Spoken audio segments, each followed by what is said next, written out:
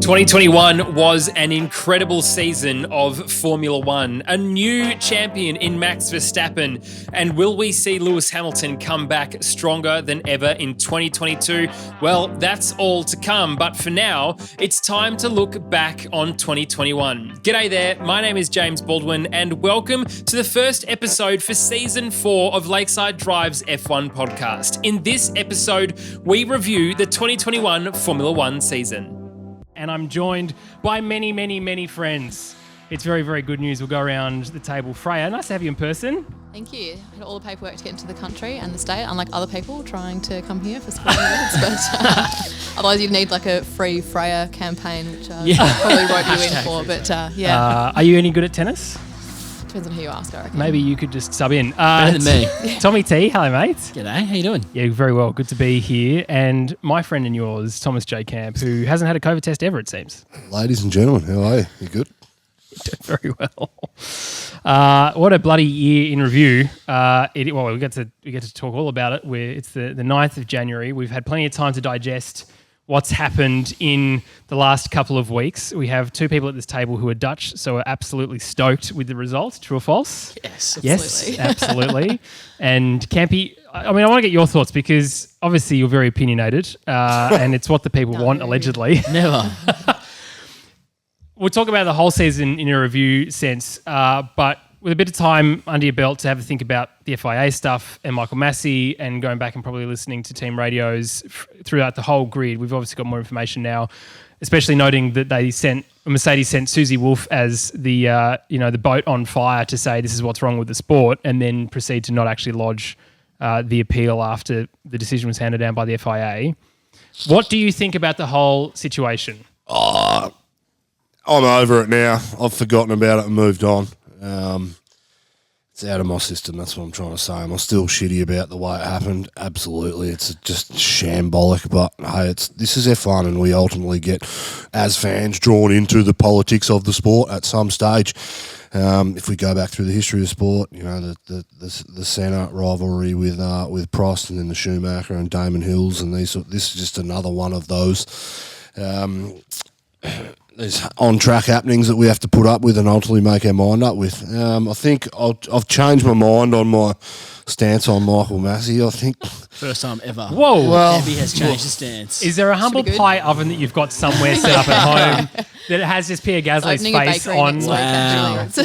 No, look, I said his job's untenable and he shouldn't do it. I don't think that's what we should be doing, or I should be doing, sitting here, calling for people's jobs. I don't really know anything about what they do other than make decisions on track. It's not a good look.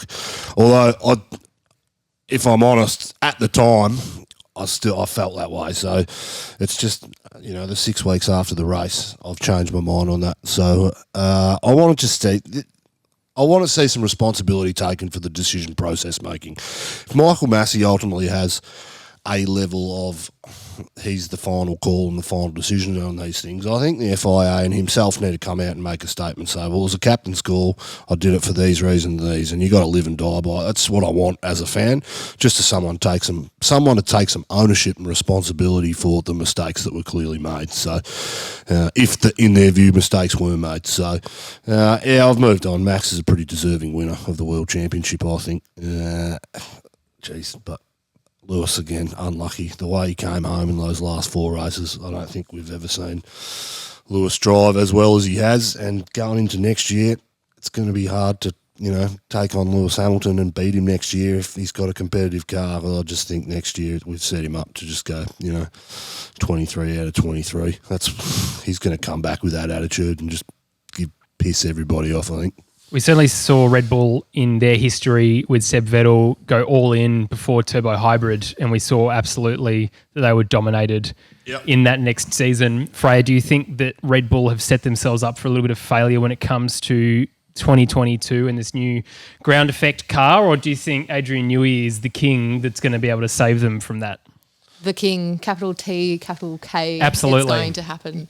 No, I think they're going to. I think Red Bull's going to have a great season next year. I think you're right in that Lewis is going to come back absolutely guns blazing. Like he's got something that he needs to get off his chest when it comes to racing against. He'll use every card that he can possibly play to. Absolutely. But at the same time, I think Red Bull's going to have a really strong season, especially now that Checo's settled and I think appears as though they have a good dynamic as well. Like there's going to be a lot of interesting things when it comes to the team dynamics next year with all the new kind of combos. Whereas with those guys, they've got a year under the belt, they're a bit more settled. So I don't know. I think they're going to have a pretty good season.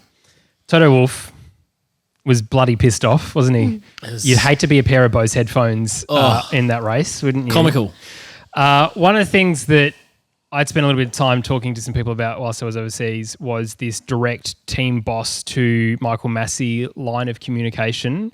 What do you think, TT, when it comes to that level for this season? And we'll talk about 2022 in a different podcast, but I think there's probably some lessons that we could all have from the entertainment value versus what's actually appropriate. And Campy said it best. We don't know what Michael does, really. Like, we have a little bit of a window into that. And yes, there's a camera, much like we've got cameras set up here. Is it just a random HD camera that sits in front of him while he's trying to make decisions? And it's only really this year or last year that was introduced. We'd never seen that before. Do you think there was too much pressure going into that situation with effectively Toto begging with Michael that it just wasn't fair? Yeah, I think it's twofold. I think the first thing is we didn't realise how much these team principals and kind of race engineers have access to the race director, which I think is just way too much. I don't think you should be able to be protesting mid-race and complaining as much as we heard. Like, his headphones must be blowing up constantly, because if you've got all 10 teams blowing up at the same time over an incident, like, that must be chaos. We also don't really know exactly what his day-to-day functions are. We all seem to assume that it's him making the calls about when safety cars go in and out. It's not necessarily up to him. It's not necessarily up to him about the penalties, all those kind of things. So his job is to manage the race weekend, not to make individual calls that we see play out on track. That's a bunch of other people under his kind of guidance and management. So he's been copping the brunt of the stuff. The stewards have been probably causing him the most havoc. And I think this last kind of race, I think, was mostly him. But then again, like, it's built up over the season with stuff that's probably not his fault. So we're probably going even harder on him. To be honest, I think he wanted to get to the point where it was racing again, and that was always his goal. Unfortunately, we've just seen so much behind the scenes that it's actually made it more confusing. So we don't really know who to trust, whose fault it is. If we didn't know, I reckon we'd actually be in a better spot. It's the fact that we've seen so much behind the scenes that we've actually never seen before. We're actually asking more questions. So you think it's probably worth removing that element? I know the FIA has spoken about that's probably going to happen in 2022. Yeah. For that direct line of communications to disappear. It's hard because the entertainment value is great when it goes wrong and we get that snippet from Instagram or... Yeah, it is full Bernie. But I think for the sport, I think it's better to remove it. I'd rather not know Toto complaining or all these things kind of happening behind the scenes. I'd rather just see the outcomes, and it actually would make more sense rather than going, you were swayed by what Red Bull said or you changed your mind based on this, because that's what it looks like to us now that we've seen, but we're not seeing all of it as well. We're only seeing what is being released, so that's just also part of the message is hard to control. But the race director also relies on information that they get from the cars about track conditions and what's happening on track, and they actually see stuff that, and where they pick stuff up because teams complain about things too. You know, what's happening down in 16th and 17th is not at the top of the agenda, but if someone's getting cut off and there needs to be a penalty given too, there still needs to be a form of communication between the two, whether it's the team, like it shouldn't be the team principal, just keep them out of them. Some of the comments that Horner made about Charlie Whiting and stuff, that's no good. Piss poor from me, like that just made my blood boil. Yeah. I mean, if you look at Toto and Christian, the way they've handled themselves and these recordings have come out publicly, it doesn't look good for anyone, doesn't look good for the sport, doesn't look good for the organisation. And Masi giving him a bit of shit back. I went at him for that too, but I can't blame him for it when, you know, he's probably put up with it for the last 3 months of just absolute hounding. So there needs to be something, but we can figure those things out. And I think the more that we can keep the big names like your Totos and your Christians out of the communication, they should surely be focused on their team for the day and keep it out of the public. Every team has a sporting director that has the communication to Michael. So Jonathan Wheatley from Red Bull, everyone knows his voice because he'd be like, Michael. Yeah. Yeah. Just seeing that overtake that just happened, is that allowed? No, Jonathan, it's not allowed. We're getting on it. Just wait. Okay, thank you. Just thought I'd check. Like, that's fine to a point because Jonathan's job is the sporting director trying to pick up little bits and pieces. So, yes, I agree with you on that. But it's if Jonathan's doing it and, Christian's coming in over the top and saying, Michael, I really just don't. It's like, guys, it doesn't actually matter. It's great that you're the team principal and it's great that you've got all this kind of attitude and pent-up anger. And we saw, didn't we, this year, Freya, the Christian versus Toto train. And we said this a couple of times, that coming towards the end of the season, especially coming to those that triple header and then the last double header, that the tension off track with Toto and Christian was stronger and more tense than between Lewis and Max. Oh, totally. But it was also absolute gold. Yes, there was. But it was so good to watch. And I think that's kind of what you're getting at, Tommy, in terms of going it gives us what we want, but at the same time, it's not right in the way that it's being done at the moment. It doesn't help create clarity in terms of what needs to happen next, in terms of, whatever penalty being dished out or not, or what they have to do in terms of giving places back or whatever it might be. It doesn't create clarity in the moment the way they're doing it at the moment. But also gold. Yeah, I know. So, if you were to psychoanalyse them. No, we're not doing your psychology. What's going on? That didn't take long. I want to know. No. Yep. Well, Freya's our resident psychologist. So. But it is interesting though, in that as soon as they say it, either of them come out, you just can't trust a word that they say. No. And it's the classic pre-season stuff where it's they're clearly the car to beat, blah, blah, blah. Yeah, righto, mate, yep. Sandbag, left, right and centre. You just can't believe anything they say anyway. Yep. But it does give you a bit of, good content, as you would say. And at Toto pointing at the camera. Oh, the best. That's, and I said this at the time, that's the most emotion we've seen from Toto Wolff. I felt like he was pointing straight into my Dutch soul. Just straight in there.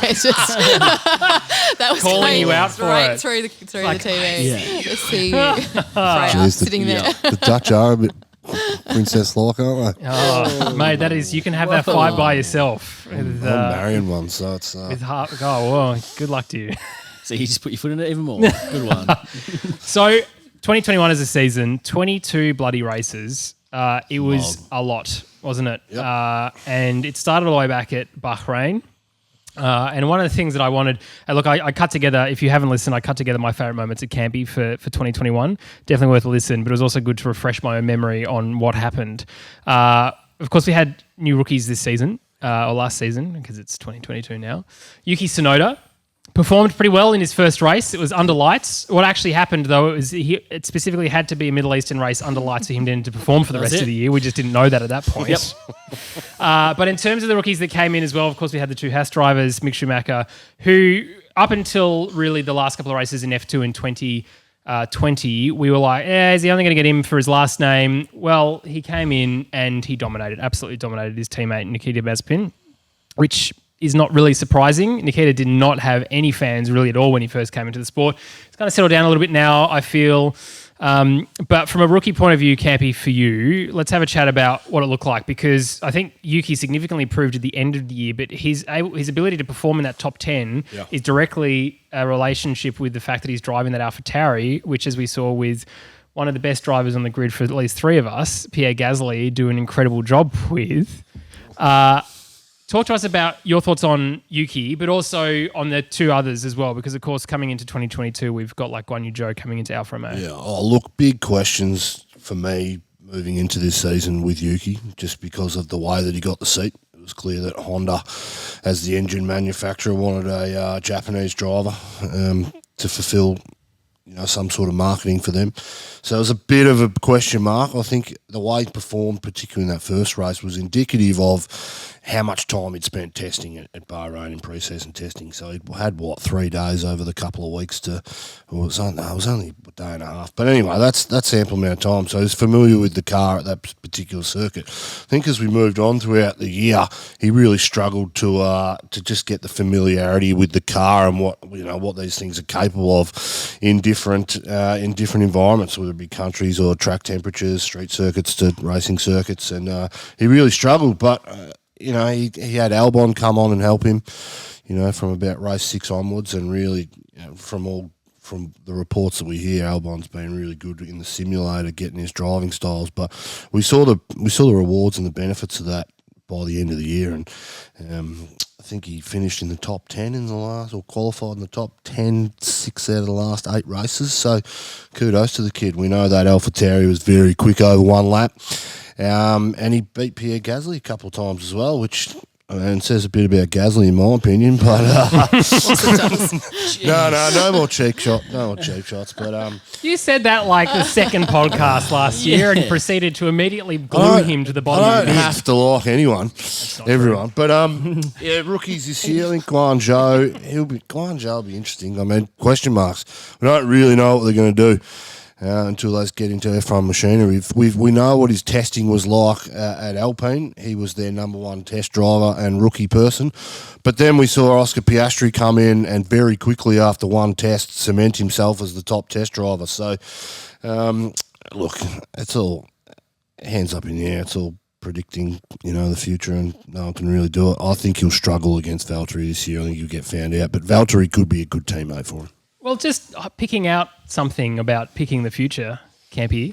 Let's cast our minds back, shall we, Tommy T and Freya, all the way back to the season predictions podcast that we did. I was hoping you'd do this. Under the Oz F1 banner. Lewis hadn't even signed the contract yet. And we got slammed for releasing that way too late. Absolutely. Trying to be organised. But I think, Tommy T, if I remember correctly, that there was another Mercedes driver that was picked to be the champion of Mercedes. What was it? Campy, who'd you pick? Who was Valtteri, I think. Oh, yes. And how did that go for you? That aged well. Shit ass.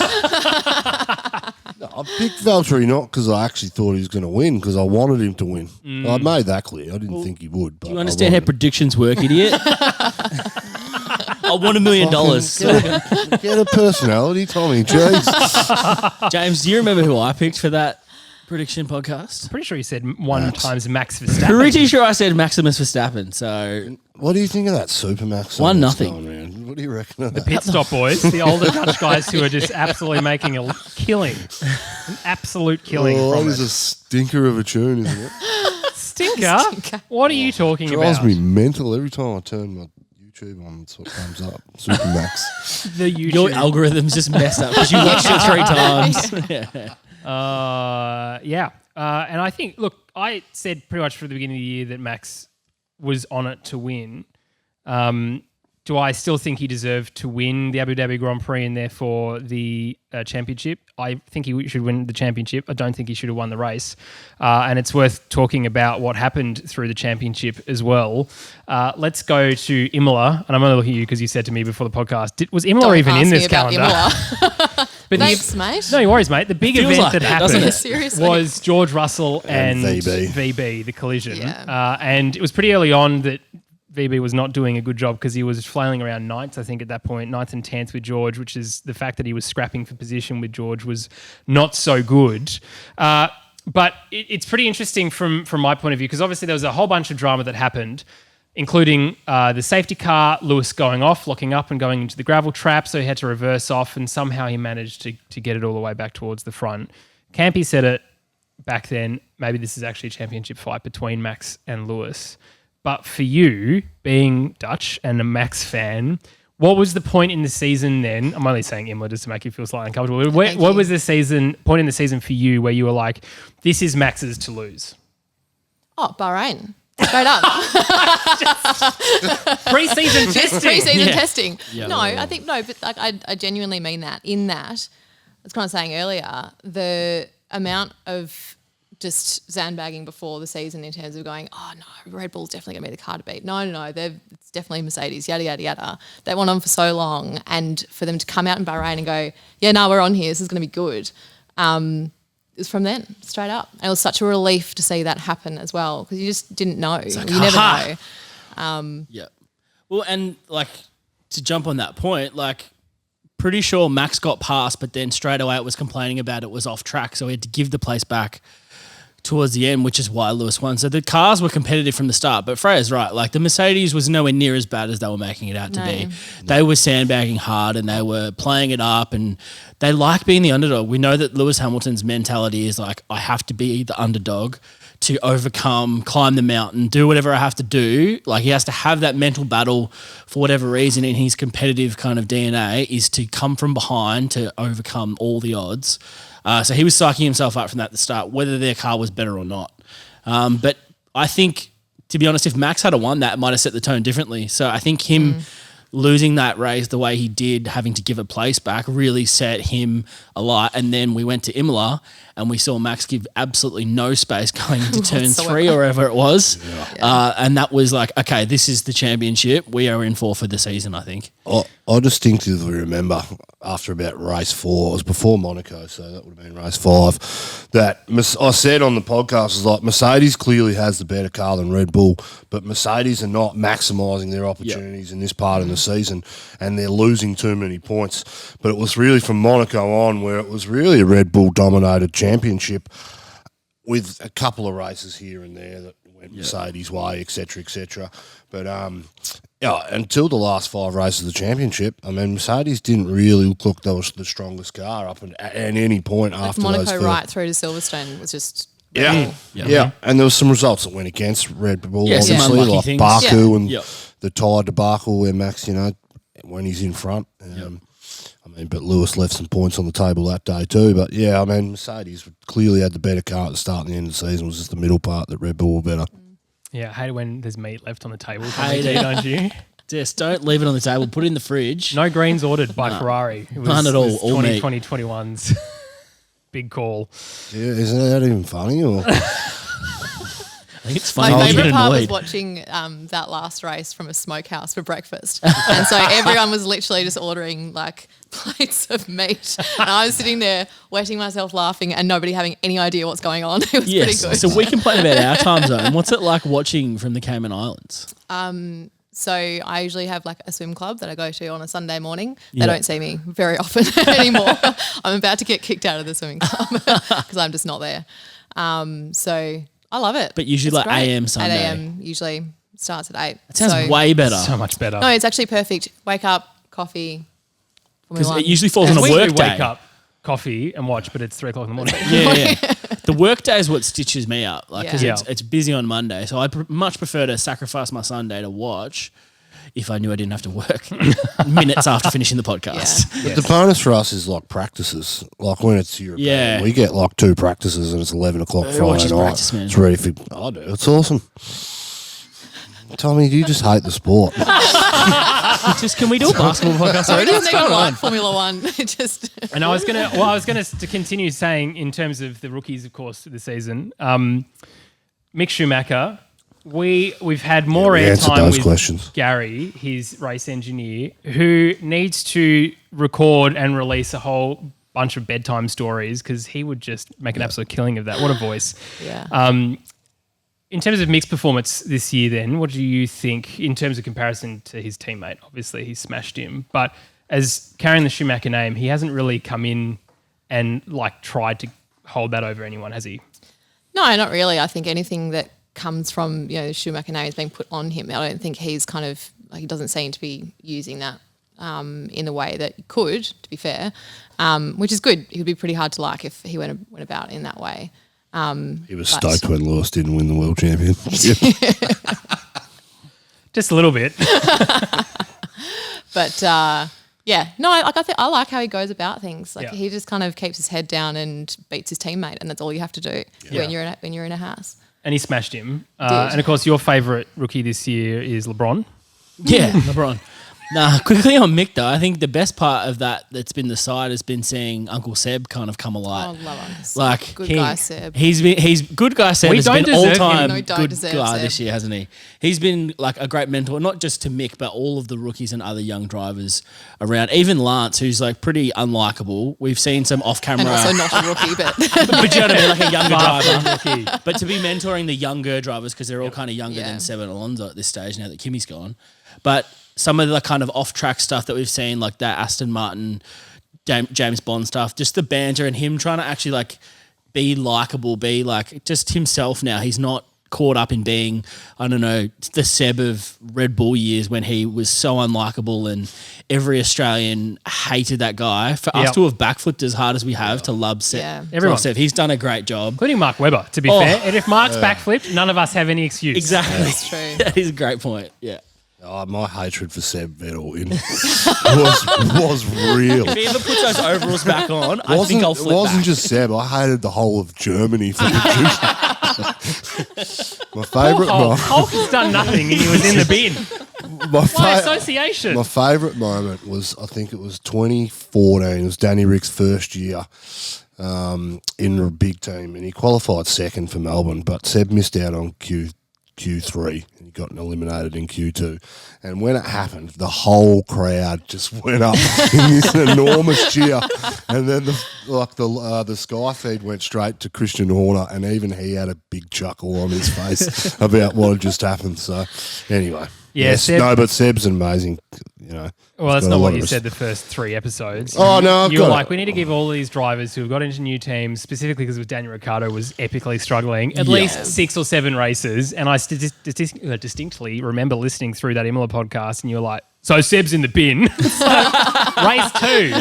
2. Yeah, I said he was cooked, didn't I? You did. You're like, he's cooked. He's done. And then he got a podium. And No, he had a good year, but he's an elder statesman of the sport now, and he's doing the right thing. He is, isn't he? Yeah. And he's turned us around. I like him now. He's good for Didn't the sport. think it was possible, but he has. Yeah, but now that he's not winning, it's sort of irrelevant, right? So yeah, that's the question. Does your backflip still hold if he starts winning races next year? Yeah, no, it's still hot. And now he hates Lando. I'll be He's just stuck. turned his eye up. Yep.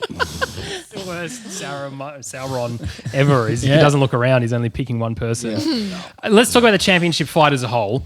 And Campy, we'll start with you because I think there's obviously a lot of races this year, 22. But Too many, I reckon. we only had 21 races of actual racing. Of course, Spa, Belgium being the absolute mess that it was. He's our favourite collectively, I would have thought. Yeah. And that was the one we didn't get, which is infuriating. Yes. Continue. Yeah. No, I agree Holding on to completely. anything there, Oh, Tommy. I'm so angry. But I think if you look back at what happened to Max, would you say that as a whole, Max was more unlucky this year or unluckier than Lewis when you think about the tyre blowouts in Baku and he was leading? If you think about other issues that have happened to him, even with the Italian Grand Prix and both of them coming together, every time, at least in that instance, it was a free game. No one really scored anything or got ahead further. But do you think through the year that the reason why Max then deserved to win is because of the significant amount of unlucky sort of stuff that happened to him then shone through in the performance that he actually then did on track? Yes and no. It's motorsport. Things happen all the time, and I love to say that. It's motorsport. Get a real quote. up until the last Can race. you say the line, Campy? Say the line, He Bo. said the title. He said it. He said it. Up until the last race, I probably would have said Max has probably had a bit more, like Lewis has been luckier this year. Yeah. But after that result, you can't say Lewis was luckier or less luckier than Max. Like, if anything, he's the most unlucky driver ever. But I've gone back and skimmed through some season reviews of 2000 to 2008. I mean, Lewis was leading the championship up until Brazil in 2007 and lost it because of a mechanical. And then 2008, he won it on the last lap. I mean, you need luck to win these world championships, and you need a few things to go his way. I mean, look at Mark Webber in 2010. If he had a luck go his way a couple of times, if Seb didn't hit him in Turkey for the first time, etc., I mean, you'd be looking at a world champion. You need some things to go to your way. So I think that's part of any world championship too. So The championship picture Freya as a whole then, 2021, I mean, I've heard a couple of people say it's a once-in-a-decade championship fight. Do you see that necessarily being the case? Or if you look in retrospect, looking back on it, we had plenty of boring races, didn't we? And I think it's easy to forget about that. And out of 22, there's bound to happen. But from your point of view, and especially now as someone who's joining this podcast and going to be sort of looking at it more year on year and it's sort of under the spotlight rather than as a casual fan or the neutral fan, as Lasers would say, Do you think this is a championship fight that Formula One has needed to bring in that sort of drive to survive generation of fans and actually show them this is what a real championship looks like? Yes. In that, I think if you don't have that exciting, who's going to win this every single race, people get bored. If you don't have a good battle happening every single weekend with some predictability in terms of going, we have an idea as to who's probably going to win, but there's 3 or 4 options and that's really great. But if you don't have that battle happening, you're not going to maintain fans. People just get bored. And like you said, there were boring races. Like I couldn't tell you what happened in multiple. Imola, thank you, being one of them. No, that's not actually bad. Imola's bad the example, worst, isn't it? I think that's a championship fight that we need. And I do think it's also one in a kind of, decade, if you want to call it, fight that we'll see, and you need it. It's interesting coming, Tommy T, from 2019 when we started the podcast and the absolute Mercedes dominance that had played out. Completely agree with you. I think that level of jeopardy, to use a Tommy T word that I now love using in every other podcast that I do, is You get royalties. Is super important, right? It's so necessary for us to remain engaged, but to borrow a Michael Laminato term of trio of dips podiums that we had of Lewis, Valtteri and Max time and time again for most of this season, there still was an element of 2021 that was very similar to 20 and 19, wasn't there? Yeah, there was, but at least there was someone else competing for the one. Like it was 1-2 Mercedes for 19 and 2020. Like you had the option of third Max. That was it. That was kind of all that was up for grabs. Whereas I just quickly looked through, Max never had a third this year, which is pretty incredible. He had 3 DNFs and a first or a second every other time. He had 1 ninth actually at Hungary. That was it. But I think what we've seen now is it's 2 different manufacturers and it's 2 rival teams, because this sport is weird that your teammate is your biggest rival but also not, because we knew Bottas and Checo would be called off instantly if they were in any way going to be detrimental to the top drivers. So it's really that false economy of like, they're your biggest rival, but also like they're not at all your rival, because the team will make that call and take them out of your way. So they were kind of just getting in each other's way. So to see that the 2 best drivers in the 2 best teams were fighting it out race to race, and it was going to be one or the other, was exactly what we needed. Like the fact Freya that they said. managed to maintain it for the whole season as well. Yep. Like everyone said from the start, we want this to come down to the last lap and the last race. Now, nobody, obviously, I think we said that enough that we just... like, It just happened. We willed it into life. Yeah, and that's why seriously, Michael Massey should get a raise. Yes. We've been looking at this all wrong. Michael, said. Australian, mate. Sorry, mate. But if you were going to script a season, like Freya's completely right, that is exactly what you Last want. lap, You want interesting racing to the very end of the season. How many times have we seen in the last 10 years the race is decided with more than 3 races to go? Like it's usually decided in Brazil, isn't it? And we're always kind of cool. This is just a couple of dead rubber procession races to go when we go back to the Middle East, and it's just useless. That's not what we want. We want to see it come down to the wire. We want to see overtime. We want to see Game 7. That's all the kind of stuff. It's like right to the very end, because that's when sport's most exciting. Just edging this towards a basketball podcast. It's going to be a basketball podcast. This is all for willing you. it. It's just in jokes to one person. It's either for you because you live on that side, or Mark K. This is a podcast now with 1 audience member. Mark, we've got a spot if you want to come and join us. So here's the question then. If what's a better world championship? Is it Rosberg beating Hamilton? Is that a bigger effort than what Max did this year? I saw this question online the other I day. have hard my because own I views think- on Nico Rosberg now. So. Yeah, you met him. Tell us what it was like, Jim. No. Don't say I think anything. you've got lots of positive things to say. You should share them. Okay. Let's carry on then. Saving you. I think it was harder because you had the team as the extra person in that battle, working against both of them in however it was. So whether it was against Nico or against Lewis, the team was intervening and making that even harder than it had to be. So I think, Nico's accomplishment there, despite the team probably holding him up in some ways or potentially favouring him over Lewis for some parts of it, they might have flipped halfway through the season, which I think probably happened, hey? He had some momentum. When Nico was doing as well as he was, they were probably backing him, and then Lewis came from nowhere and maybe we'll switch horses halfway through and back the other guy in. As long as we win the constructors, we all win. So, And I think they realised that Lewis was their champion for the future and ongoing kind of previous champion as well. So they knew that they had to kind of switch. But I mean, Nico still had signed for 17 and 18. Let's not forget he had a 2-year deal and then pulled it. And like, I understand why, absolutely.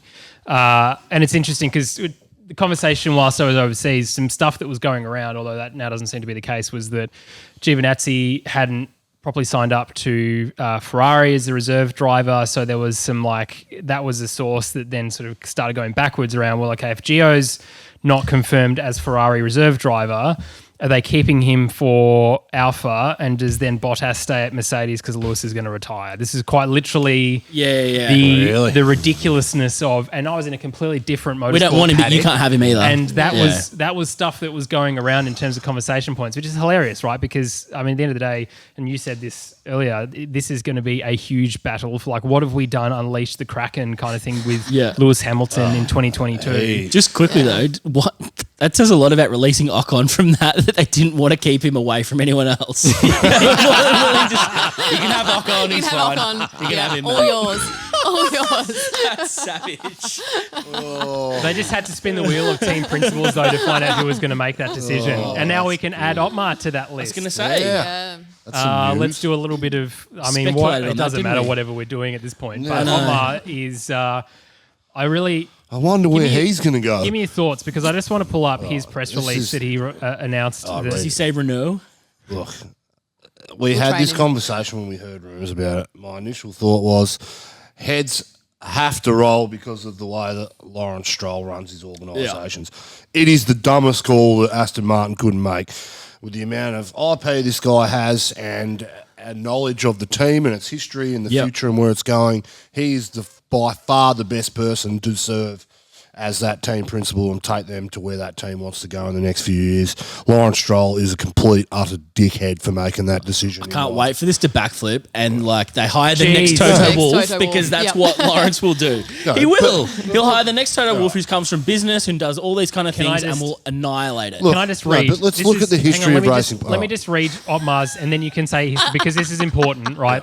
This is the 12th of November, released. 12th of November. 12th of November. My Aston Martin Cognizant Formula One team communication staff have correctly issued a spokesperson statement to the effect that rumours linking me to Alpine F1 team are merely speculative conjecture and that they would not therefore comment further. However, since the rumours have now been sensationalised on certain websites, creating a spiral of misinformation, I have taken the decision proactively to confirm hereby that the rumours are pure media speculation and are not based on fact. Fast forward not even 2 months and here I am. In terms of the IP you were saying, what happens though if he isn't taken by Alpine and that's it? Is what happened with Cyril going to happen again with Otmar? Well, I think we've lost a very special team principal for our sport and I wish him all the best in his future career and whatever he does. Look, if you look at the history of this team and where it's come from, the funding they have and where they were as a team racing-wise and making the decisions, what has changed in the last 2 years? You've had a billionaire come in and buy the team with a consortium. He's made decisions about the billionaire I'm talking about has made decisions about where the car has to be on track, and they've carbon copied a Mercedes car. The following year, they had a good year, and then this year when that car wasn't the optimum design for rule changes and whatnot, they've had a shit year, and then all of a sudden the billionaire CEO sacks the team principal because of not performing well. That to me is bullshit. That to me is Lawrence Stroll has made captain's call when he first came in. He completely f***ed up, and now he's throwing the bread at somewhere else because he has to be seen to be making corrections in an organisation that's not where he wants it to be. What else do you do with bread except for throwing it somewhere else? Feed the ducks. Sorry for swearing. Is that also on the table? Well, bread. There's bread on the table. Along with meat? Just asking for a friend. But yeah, interesting I though. agree, yeah. And I mean, that's an interesting statement. The fact that it's clearly someone in Aston Martin's gone, you need to put out a statement to say that we're not going to sack you effectively, even though he's probably known for a long time that it's coming. He'll be very happy, I think, to not have to say on camera, yeah, we're really happy with Lance this weekend. Because you're clearly not. And Let's it clearly get him should have on been for a Checo podcast. alongside of Seb. Yeah, next guest, Otmar. Let's get him on. Tell us what you think of your last boss. And don't hold back, because I think he's a complete dipshit. I think the fact that he got sacked is actually even worse, because now he's probably voided all that non-compete kind of stuff that he'd have to go through, because they wouldn't let a team principal quit and then go somewhere else. So getting fired is different. I think he's now going to go take his talents elsewhere in F1, because he would be valuable, even as like just senior management somewhere else. They'll pay him whatever they can pay him. They'll make it work, because he has valuable insight into, obviously, not only that, but the Mercedes part of it. So if you're a different engine manufacturer and you can get the information from Otmar, who has been working directly with Mercedes on supplying an engine, that has got to be very valuable stuff. I think it would surprise me if he took a year off and wasn't somewhere this year. Very well-liked person in that team as well. Absolutely. And he was so sad when Checo left. Like, you could visibly see. And, from all accounts, that team's a pure racing team that he headed up, and they're on small budgets. They weren't a big team. There's going to be a heap of people in that factory that are very angry about the way that this whole situation played out too. The campus. And, the campus for ants. So. His only pop culture reference. He uses it, but it's pop culture. That's my most recent film I've gone to the cinema to watch. Excellent. Yeah, but there could be a mutiny inside Aston Martin, mass walkouts. I don't think that'll happen. It'd be cool to see from a fan's point of view, though. There you go, Liberty Media. That's where we want the entertainment. Take the camera out of Michael's room and put it in the campus. See what happens. All right, let's talk about favourite moments of the season. Obviously, there's heaps and heaps and heaps and heaps. And, of course, there's only one correct answer for this podcast. Happy to talk a little bit later about DR's win in Monza and just how good that radio is. But, Tommy T, should we start with you, your favourite moment? If you say Max Verstappen winning the World Championship, by the way. I wouldn't know. That's obviously. Okay.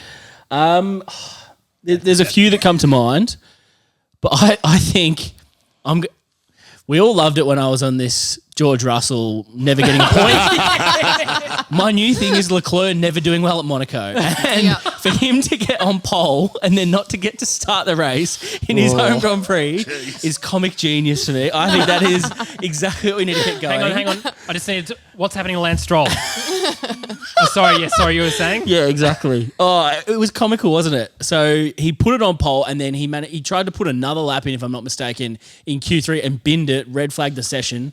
So no one else could improve, leaving him on pole with a broken car. Yep. They tried to get it round for a parade lap, I'm pretty sure, or formation lap, and he cooked his gearbox and couldn't start. Yep.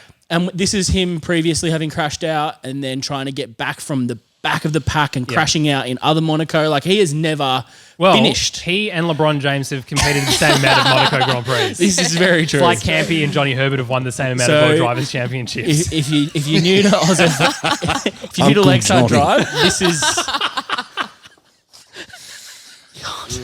Yeah, welcome. This is the one. This is all Oil Hat Brigade. You'll get yours in the mail soon. We know where you live. Never win or do well at Monaco, I think, is our new... Oh, that's very good. And I love that also you'd forgotten that it existed and you were literally sitting in my house watching it in Sydney.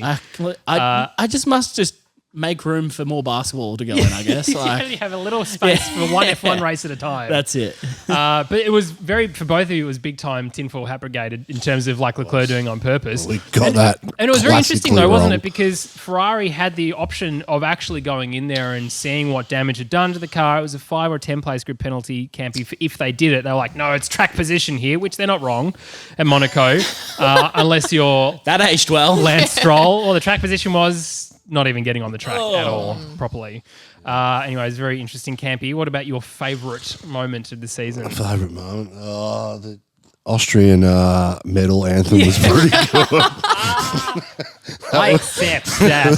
I bloody accept that. That was one of the strangest, rarest moments I think we had all year. Everyone was just like, what? Where did that come from? Yeah. So that was good. I think... you enjoyed Spa, let's be honest. That was actually your favourite race. That was your highlight. You were so stoked that they went watching racing rain delay. Did half points. I was about to say the half points is politics for me. of F1. The half points just for the rest of the season was the gift that kept on giving, wasn't it? Just having to recalculate all the time. Oh. I think Silverstone. After the lap one battle that Max and Lewis had, and then the crash, and then for Lewis to come back and drive the way he did after his penalties was a pretty special drive. Enjoyed that immensely. He didn't win it. He came second, didn't he? Interesting. You do love Lewis, don't you? Yeah. I mean, it's the backflip They do continue here at Lakeside Drive. Look, set yourself up for a backflip later on. No What's your favourite one? Mine's probably more along the lines of Tommy T's, whereby watching Lando bin it brought me a lot of joy at the moment. Dutch thing. Just Dutch thing. We're just negative. Sochi, watching Lando bin his own race was just so good. Be a sook about it. An absolute sook about it as well. That was delightful. But I mean, obviously not good for McLaren as a whole, but at the same, which Daniel is upsetting. got But exactly, Daniel got fifth. And that was the best thing, watching him come through and then going, Daniel's going to beat you. It's just the best. But the other thing which comes to mind, I was talking about this earlier, is just from a fan perspective, the visual of it was in Austin with the two McLarens sandwiching Sainz with that Ferrari down the middle. It's just one of those moments as a fan where you go, tingling. This is why we watch. Yep. And I think all three of those drivers knew at the time that was an awesome moment. Like three abreast going into that. And I think Ricciardo got stuck behind Leclerc at the end of it, but it was just for the moment there. I was like, and Lando said I was going to T-bone him. I had to pull out. So that's what. But it was excellent racing because I think Leclerc and Sainz were around as well. It was all four of them fighting because they knew how important those points were. And DR was just a star. Came out on top. Outstanding in Austin. My favourite chops, that facial hair set up. Well, I was going to say I have two favourite moments of the season. The first of which is DR driving Dale Earnhardt Jr.'s NASCAR and Max and him saying Max Verstappen's text message of like the screenshot of DR coming up the straight with his big ass smile on his face going, and Max had screenshotted that, sent it to Daniel and said, looks like you had a good time, which I loved. Excellent. That was really, really great. And as part of that, I also loved, and I said this at the time, that Zach Brown's there with his iPhone. Like there's like Full three fangirl. professional film Surprised crews it with was an real iPad. high quality, like 2160p, 4K, whatever. And there he's like, because he's just he's a dad and he's a race fan, right? Yeah. But I think my favourite moment on track was Fernando Alonso defending against Hamilton in Hungary, that then gave Alpine their first win in a long time with Ocon, and the way that Nando really celebrated with Esteban. I mean, that is a side of motorsport I think we just very rarely see. Yeah. And he even said to love Nando. And he even said it like on the Channel 4 highlights package that we watched a little bit earlier before we came in. He's like, it's very rare for a Formula One driver to be the senior guy. So when we're going to Imola, I'm like, hello, I have all the information that you need, rather than the team being the senior people. Like he's mentoring mechanics and everything else through, which I think is just fantastic. And for you to be so against him coming back to the sport was just so rude, Campy. Backwards, left, right, and centre. Gymnastics over here. Seriously. Just imagine Campy on like maybe you'd be the RAF gymnast team. Oh, that went over my head, but it's interesting listening to. I've listened to a lot of the onboards in like the last 5 laps of the Saudi Grand Prix to decide the championship. Alonso's just so one-eyed, and his hatred for Lewis Hamilton is real. He's just like, couldn't have happened to a nicer guy. And also, there's so much. And then also Nando watching Max's lap in Saudi and the rear hitting, and the way he was doing an interview as a Go Sport and then trying to watch at the same time. And then that look of like, only Alonso can do. That's what we need this year is more drivers watching other drivers' laps because they get so excited. I think Gasly was watching the end of the lap because he'd crashed out and he was literally like getting interviewed and he was like, shut up, guy. Like I'm watching the end of this. He's like, and you see his face. He's like genuinely excited for Max and him making that move. Like I don't think there's bigger fans of what's going on out there than the actual other drivers. So if we can get more of that, please, let's make it happen. If you get DNF'd, you get a camera stuck to your head and you have to watch the rest of the race so we can watch you. I think that's a great idea. All right, let's talk about favourite tracks of the year. If you both say the Dutch Grand Prix, I'm going to both put you in the bin. That's useless. I reckon we should bring back Mugello before we go back to Imola. I agree completely. Mugello was cracking circuit. I mean, last year when we raced there, I just remember Danny Rick's lap that he did. He couldn't breathe by the end of it. He was puffed out. It was, you know, pulling 4.5 to 5G for, 45 seconds of a lap. That's what we want to see. And Mick driving his dad's Fezzo. Yeah, that was awesome. That was bloody great. And also Oscar winning the F3 championship there. And Mugello. It was a good, it was a good day. He did too. It was a good day. It was in F3, Yeah. Ditch Russia, bring back Mugello. That's Yeah. wild. Hey, Russia produced a good race this year. It was wet. They did. Also, That's the Nando, first- that's here's one another of- moment. He was like, what bollards? Opening lap. That's outstanding, isn't it? Yeah, that was fantastic. Okay, so do you want to pick a track that existed last year or do you just want to say Magello? Favourite track? Do you want me to give you the Spa. full list? Spa was rubbish though. Like, Yeah. No, but It won't be. As a race, it sucked, but it's still the I best think track. we talked about this at the time. I think we need to move Spa to a different time of the year when there's not rain as likely. Rainy. Because of where it is, it's so susceptible to rain and wet weather. Like the chances of this happening are so much more frequent because of global warming, Campy, and the effects of that, which James highlights in his podcast. Yes, if you just like to listen Off to track. anything, thank you. Goodness. You should definitely listen to that because it is excellent content and he gets really good guests. And Lemonado is a star. He is a star. You know, He's good. He's a He's professional. good. He is very good. He's way better It's than nice to me. be punching above my weight.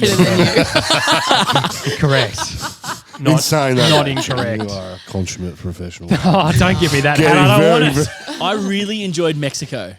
Yeah, okay. Yeah, Like, Mexico's good. Yep. Mexico was good fun. I think obviously Checo being in a car this year helped, but I think that has real potential if these cars are as good as they say they're going to be this coming regulation change. I think Mexico could provide some really good racing.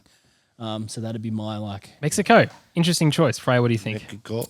Baku for me. Oh, Yeah. I'm It's the my second choice 'cause that is doesn't, excellent. It just I'm the doesn't same. fail to disappoint every Street single year. circuits. Just straight circuits for one, but also gave us the probably best, aside from the obvious, the second best podium of the year of Gasly, Vettel and Checo. Oh, Yep. Outstanding. Yep. yeah. great. That was And big some chest. frustrated Lewis is always good content. So Yeah. Yep. And Max kicking the car and just walking across the middle of Walking the the track middle of and the just track. like, just Yep. that's his move. Every time he crashes out, he has to kick a tire. It's like yeah. OCD Well, because he kicked did the it wall at in- Silverstone. Yeah, and kick Bahrain something. in Yeah. 2020 with Yeah. Charles Leclerc. Has to and kick doing- something. Yeah. Kvyat did that too, so Did he? maybe they're teaching the kids that. Co-parenting going on the Saturday swap over in the car park outside the Monaco Macca's. Just go get a Happy Meal and change over. Jeez. Pick up like a little Leclerc toy in the Happy Meal. Ferrari's your favourite team, right? I'm exactly the same, Baku, because the Japanese Grand Prix didn't exist, and I think that's probably actually my favourite track at Suzuka. Is just 130R. like you just anyway, it didn't exist, but I certainly think Spa, if it was a proper race, would have been good. Yeah, yep. But Baku as a race and for that podium, especially to see Pierre Gasly where he belongs on the podium, was very, very good. What are we getting rid of? If we can all Sochi. we can all pick a race to get rid of. I think Sochi. France. Oh, France. Yeah. France annoys the France is shit out Oh, of me. hang on, I'd forgotten about them as a Hang on, I country. forgot. I think France does my head in. Just looking at those red and blue hoops does my head in. I get headaches looking at it. I think it's disgusting. Move on. I'm sure there's better racetracks in France too. Like I'm sure there's other places that they could get up to standard that we could go because France is a good country to go to and has good spectators and has a team. Yeah. Great people. Why are we mucking around with this useless? Wow. Campy with the sarcasm. I love it. Is that an only in-person thing? Excellent. Maybe half the time he says this stuff, we just can't hear him Yeah, over, maybe. over the mix. Maybe. Yeah, I just think Russia, but they're moving away from Sochi next year, going to St. Petersburg, I believe. So that they're potentially fixing their own mistake with that. Campy, though, is another track that you're not What a did we big think fan of of. guitar? Or as Well- how do they say it in the UK? Qatar. Qatar. Yeah. That confused me. Add it to the list, talking about Sunday roasts. I'm not big on the UAE, so Aren't you? Just in general. Just in general. But Nothing to do Qatar, with sport. Just not sure they contribute to the world the way that we want them to, other than I oil. thought guitar was interesting. I thought it was interesting too. And also, I mean, that's not the track we're going to be racing in the future. So that was a MotoGP track. They're building a new track, but obviously not this year because the World Cup, the football soccer World Cup is on, so we're not going back there. So it's next year. So they've got a bit of time to build it. It's a great GP track. It's a great GP track, but in a cracking similar way MotoGP that we all kind of put Jeddah in the bin until we were there. It's like, okay, maybe actually not that bad. I'm actually really enjoying it a little bit. Yeah. What about you? What are you removing? Big bin. Big bin. If you can fit Sochi, there's a few going in there. No, it's not true. It's more the fact that there's other races that I want to see brought Yep. back, as opposed to thinking that any of them are particularly terrible. But Yep. get rid of Sochi, bring back Magello. Like I said, I'll repeat it again if you need We- me to. That's but big fan of We've it. got to change the Melbourne track this year too. Yeah, 910 is just now 9, I think. Yeah. Which is going to be very interesting to see. It is still the fastest They're straight still doing circuit, it. or is and now they're still doing it. So they started it last year and they're still making Oh, are they? changes. Well, they had another year up their sleeve, I guess. Oh, they'll have another one as well, probably. No. So long No. as long as Djokovic isn't going to come and sub in for Alfa Romeo, I think we'll be fine. Well, that's the thing that Melbourne as a Grand Prix track has really been lacking. Is a big, like, there's passing opportunities into 3 and off the last turn into turn 1 in that chicane. But that's it. We haven't had a big braking zone which allows In the Lakeside Drive, you do. Yeah, but like with this new cutting out the chicane, so it's just one corner, it's going to allow that massive braking zone into that. Just so more that- slipstream as well. Yeah, and I think that'll be good for racing. So I'm really interested to see how that track goes. Not this year, also, we next can year. bin Miami before we even go there, please. Decided. Is that because you can't get That's because tickets? I can't get tickets. Though. What do you mean the pre-sale sold out bitter. before it started? Honestly, is it a Insane. car That's the worst park? thing about American tracks. It's is they're literally all in a car concrete. park around the football And it's got stadium. expansion joints every like 10 metres, so you're trying to drive on the roads. And I was like, Well, this is a car park, so it would be good bitumen in that Yeah. respect. But in saying that they've sold out already, is this just because they're giving it all to media and like celebrities? I was ready- I read it- hard rock members only. Yeah, right. not cheap either. No. Oh, damn. Yeah, nah, Miami. I'm confused as to why they've done the track the way they have. Especially when America has so many tracks that would be up to scratch. Why Miami? I suppose there is a big motorsport contingent down there, but surely you would have thought go back to Indy or somewhere where there is motorsport people, there is tracks, there is history, there is all these kind of things. Been discussion for ages, hasn't it? The problem, Yeah. it's the money thing. If you want How to about look that at New it. York track? Oh, do it. It won't happen. It will You never couldn't. happen. But imagine. That'll be alongside You Sydney. could do as a one of track. the you could do one of the NASCARs like circles with some infield like chicanes and stuff like that. Yeah. I don't know what the technical word is. I know they do that in IndyCar. That would be Yeah, no, they've bloody definitely great. done it before, but I think you're right. There is a lot of young money and kind of freelance kind of money that you need for Formula One in Miami and Florida, so that does make sense. cocaine money. Is that what you're talking about? I was dancing around all of that. Freight train. Thank you for your subtlety, Campy, as always. Well, let's go through team by team for the year because it's worth giving everyone a shout out, I think, because there's been certainly some people who've improved, some people who haven't, and we'll start at the very back of the pack. Still don't know what happened to Gunter Steiner last year. Absolutely MIA from media, it feels like. Can you or at blame least him? from the broadcast that we had. Can you blame him for not wanting to Not be at all. on TV? Not at all. No, completely agree. But let's start with Haas, though. Again, we've said already with Mick Schumacher, absolutely dominating Mazepin. But if we can try and put our fairness hats on to look at Nikita's trajectory for the year, what would you think, Campy, in terms of how he finished up? Is he still as behind his teammate as he was at the beginning of the year? For me, no, he's further. He's further behind. Further behind. Yeah, I think if you look at some of the qualifying, particularly in the wet and the last sort of 5 or 6 races, we're talking a second and a half, 2 seconds. He was behind Mick Schumacher. We weren't very nice to him at the start of the year, which I think was a bit of a mistake. He got off into our sport in the wrong, on the wrong foot. He started off pretty poor himself. I was going to say. Yeah, I mean, fair enough too. Consequence of your own actions. Yeah. I think he got worse throughout as the year went on. I mean, on track, he made some moves on Mick Schumacher at times and got aggressive, which is what he needed to do. But for me, it's the one lap pace. He also that just- learned to avoid a few things as well, which I don't think he did very well at the earlier in the start, season, Yeah. which is good to see that kind of development, I suppose. But Mazepin does what it says on the tin. Yep. Gee, that was the Just thing get after out. the first 10 races. Oh, honestly, so sick of it. Yeah. But Mick Schumacher, Tommy T. Yep. Like a solid. I mean, it's hard because you don't have that reference point of a competitive teammate, but from everything we saw, he was improving. He had a couple of results where he was competing with, say, Alpha and Williams when they happened to be back down there, or a back marker or someone had damage. So, but again, like, listen to what we're saying. Like, if someone happened to be having a shit day, he was close. Like, that's not really that encouraging, but we know that car was going to be an absolute shambles because They were literally just hanging out at Ferrari, trying to learn as much as He's they laughing could. at himself. They were just hanging out. Just lost his own cool there. This is sort of how much But meat just was on they the were table. they were hot desking at Ferrari, just trying to figure out as much as they can for next year, and they'd literally given up from what we understand. Yeah, there was no changes There between was 19 nothing. There apart was- from what had to regulatory change. Yeah. I would love to see the internal comparisons from Magnus and Grosjean to Yeah. what Mick Schumacher was doing on track this year. I think that'd be super interesting. Because it's basically the same machinery, well, What is- yeah, I mean, there's changes. They had to be mandatory Yep. changes, but But there's definitely some minimal. stuff there. Yep. What do you think, Freya?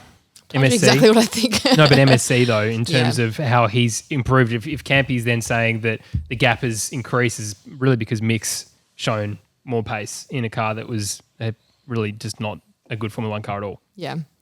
I just don't think there's that much to add, to be honest. I agree with everything. Yeah. Okay, well, let's In talk that then it's about Williams. genuinely Let's talk about the newest Red Bull driver, Nick Latifi, first.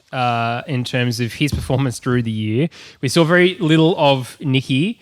Pretty much up until the last 5 or 6 races, where I think as a collective, as a podcast, and even on the Discord, we started giving him a little bit more attention. He's still our favourite Canadian, regardless. Easy. And of course, the end of the season, I mean, F1 Twitter and F1 fans can be real dickheads sometimes. Like the amount of hate that he was getting for what then was nothing to do with him. He was battling a Haas. Yeah. Yep, I mean, which is not so good. Great for the Haas driver to be there, but not so much for him. for sure.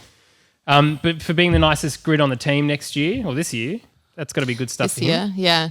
No, and just to jump on that, it was exactly it. After that happened in the last race, immediately you just go, oh, you're going to have a really rough time, and you don't deserve to. He was having his own battles in the moment, and that was the outcome of it, which I think was just, it's hard to see. And it was interesting what he came out with when he released that kind of statement or whatever, just to show how tough it's been. So that can't have been easy. But I'm excited for the nicest team next year. It'll be fun to Yeah. watch. Albon's back. I'm excited about it. I think it'll be good to watch. But like I said, I think they'll cross the line holding hands if they're not careful. Like, it'll be interesting to see how that dynamic plays out a bit. Yeah. The nicest team sure. Yeah. That's it. holding hands off into Yeah. the summer. I Yeah. think a lot of F1 Twitter fans jumped on as well, and they're going to give him a Red Bull statue as well for Nick Latifi in the middle of their complex. So I think it goes both ways. But yeah, the hate was definitely unwarranted for something he didn't do at all. I think we've jumped the gun though, because Williams actually did better than Alpha this year. Yeah, they did, but I just can't help but put them towards the back of the I pack. agree. It's just my default I thing. agree. And also, Yeah. King Kimi doesn't deserve to be that That's true. far back. I So agree. But- that was my decision. I think the biggest thing for Nick was his qualifying improved drastically, because Mr. Saturday was the thing we've been hearing for, feels like forever. He made me realise that I don't dislike Williams. I Yeah. just don't like George Russell. I'd always kind of you. have this feeling about Williams. For I'm like, sure. oh, no, I don't really like. Actually, no, it turns out it's just you. Turns out I do. That is a God comment, right? You're so correct. Like, and I think the whole Mr. Saturday thing, and it was impressive to have outqualified your teammate for however long he did do it. But then Nick was giving it genuine cracks towards the end of the season. He had some great efforts. He was unfortunately in the position detrimental to that, which meant that George could always pip him throughout his whole career until the decision was made basically for George moving on. Then we kind of got to see Nick in the better situation, which was like qualifying later, getting the track development, kind of all those things improving to give those results. So I saw heaps of improvement with him in that, and also if he actually got to have a car that was competitive, I think he would be good. We saw some good moves, some good defending throughout the season, so I think him and Albon will be a great pair, and that will be a team that I will enjoy watching regardless of where they are. Yeah. A lot of the time, Williams, their qualifying philosophy is like they're out of sync with each other. So there's one guy out on track, then someone else goes out on track, and all of the time, George got the Preferential. preferential strategy. yeah, where he was finishing last, whereas Latifi had already finished his lap, 90 seconds before, which, I mean, there are variables within 90 seconds on tracks and stuff. But, yeah, Latifi's he's our favourite Canadian, so it's good. But for George, it was almost inevitable that he was going to take that step up, wasn't it, to Mercedes? Even Valtteri on Beyond the Grid said, Mercedes would have been dumb to not promote him into the car, because if they hadn't, then they would have lost him. Yep. And so he gets it, and because VB is a good guy in that respect, I suppose, in the same way. But for George, I mean, for Williams as a whole, I'm glad that the result in Spa happen for the team. I think they needed that after the shit time that they had, obviously with Claire, putting the business up for sale and getting that sorted out. Yep. Doralton, obviously now Frank passing away, but Frank got to see his team on a podium again, deserved or not. Like from the good guy perspective, where as it's fleshed out, yes, that they led Alfa Romeo by 10 points in the end of the championship for sure. It's only half points awarded. And I mean, we have to take our hats off to George for that drive. That qualifying. I mean, right place, right Yeah. time. We said it like, all of the conditions were just in such a way. Still got to do it. Yeah. But he still did it. And Max pipped him by not that much. It wasn't like a 2-second gap. It was a couple of tenths. So I think for George, as much as we wanted to put him in the bin, what we're potentially getting for this year is a Rosberg v Hamilton level of rivalry again. So you're not going to have that nice guy kind of approach with Valtteri going, okay, I'll play the team game, because Valtteri is very good at that. George is not going to happen. He's not going to want to do that. He's going to want to push it off the perch because it just seems like that's the kind of driver he is. Not that I'm saying there's anything right or wrong with that. That's just from my perspective of it. It is not even going to be close between those. I think what James Was that was the same attitudes as though. Yeah. Yeah. But I mean, not necessarily tight. But I mean, anyway, the Bahrain, when he jumped into that Mercedes, he showed that he, with very little training and not really fitting properly into the car still, he's still able to extract some pace from the car. So from a raw talent point of view, and you can't ignore his performance in F3 and F2. It was very, very good. And we'll be saying the same thing about Oscar when he comes through inevitably too. Yeah, exactly Yes. right. Alfa Romeo, well, we've got a whole new lineup for this year, but for last year, But quickly, yes. Robert. Okay. We had Robert. Well, sorry, yes, in we for did. a couple of races. In Alpha, Yeah. yes. Good guy. Kubica. Is He he did. still around? Is he? If there's an All-In sponsorship sticker on the side of the car in Alfa Romeo, then Big he's still fan. around. That's the only reason why. He's That's going to bring it. that Polish oil money with him. But yeah, I mean, he still outperformed the Haas drivers, Yeah, that was great to see. which is Yep. bloody fantastic. Which is still great to see that Robert Kubica did 2 races and he's 20th in the driver standings. Nikita Mazepin finished 21 out of 20. Yeah. Unfortunately. That's a lot. I'm sorry, man. There's 20 cars and you're 21st. Says a lot. Yeah, absolutely. Look, I think for Robert, obviously, when he came back into Williams, it was, the good story, wasn't it? I mean, it was just the wrong car and he was able to bring some sponsorship money, which Williams needed at the time. Obviously, that makes sense. But for Alfa Romeo as a whole, do they really need... I didn't think they really necessarily need it as much as they'll just take it if it's going. And I think, obviously, Williams managed to get themselves pretty secure with what they were doing funding-wise for 2021. Yep. But let's talk, though, about the actual drivers who were there. Kimi Raikkonen, of course, the king, now departed, not upset about not finishing, so he didn't have to do any donuts or anything like Fernando did in 2018. He could just, Best. I'd say quietly exit. He didn't quietly exit. His brakes Yeah, yeeted himself into a wall. It was loud. But Campy, Kimi Raikkonen, I mean, he's been around for like 30% of F1 races. I did see ever. that stat. It was like 32% of all races ever run have had Kimi Raikkonen in them. Wow. How good is that? That's some stat, isn't it? That's Yeah. ridiculous. Oh, look, I think Kimi is a fan favourite. And what would have happened if he didn't leave the sport for those 2 or 3 years? Where would he have ended up post-Ferrari World Championship? A bit of a shame for him to go out the way he has in the last couple of years. But obviously, he's still a racer. He wanted to be there. In that podcast that he did with, what's his name, in the Beyond the Grid, just really hated doing the extra stuff that he had to do. And that's the only reason he's not racing next year. They asked Character. him that in one of the press conferences as well. Like, Yeah. how are you feeling about it? And he's like, yeah, there's things that I'm going to miss. There's things that I won't miss. What won't you miss? This. Yeah. Legit. You. Yes. It's like, can I drive here, get in my car, drive, then go And home? then go home. Yeah. Yeah. I think towards the last couple of years he's lost some pace to where he was, but super consistent right throughout the second stint of Ferrari as well. Teaming up with Seb, he was there because he wanted to be there, and his legacy's cemented in the sport. And we're hoping to see his son driving in the sport in the next 15 years. How good would that be? Yeah, that'd be See the really Raikkonen. I'd be more excited about seeing the Raikkonen name on the grid than a Schumacher. Yep. Growing up, and I mean that kid. Some of the footage of him getting around go karts is exceptional. Robin, yeah, I know it's good. So I think when someone can be that casual about it and still do something at such a high level, you know that you've got a master. He is just cruising. He's not doing track walks. He's just coming there to do a good job, but he's not putting in that hours and hours like we know that Lewis does and Max does and all these kind of guys like Sainz. We know Sainz puts in a lot of effort like outside of things with engineers, and we know that like all these guys have done it. Kimi's just cruising now. He's like turning up, doing the minimum, and he's still one of the best 20 in the world. You know that guy is outstanding. Like I think we've been so lucky to witness it for so long, and now I'm excited for him just to be left alone. I think off track he's not doing the minimum. I think he's like, you don't get paid to drive these cars and not put in the effort off track. I think he's very technically minded. He's not doing track walks. He's like, I'm done. Yeah, but he doesn't need to do those things because he's good enough and competent enough to get in the car and be on the limit within 3 laps. I mean, the feedback is he's given the team technical direction of the car, where to go, drivability stuff. I've got no doubt he's as good as anybody else off track as well. Hence why teams want him around for so long.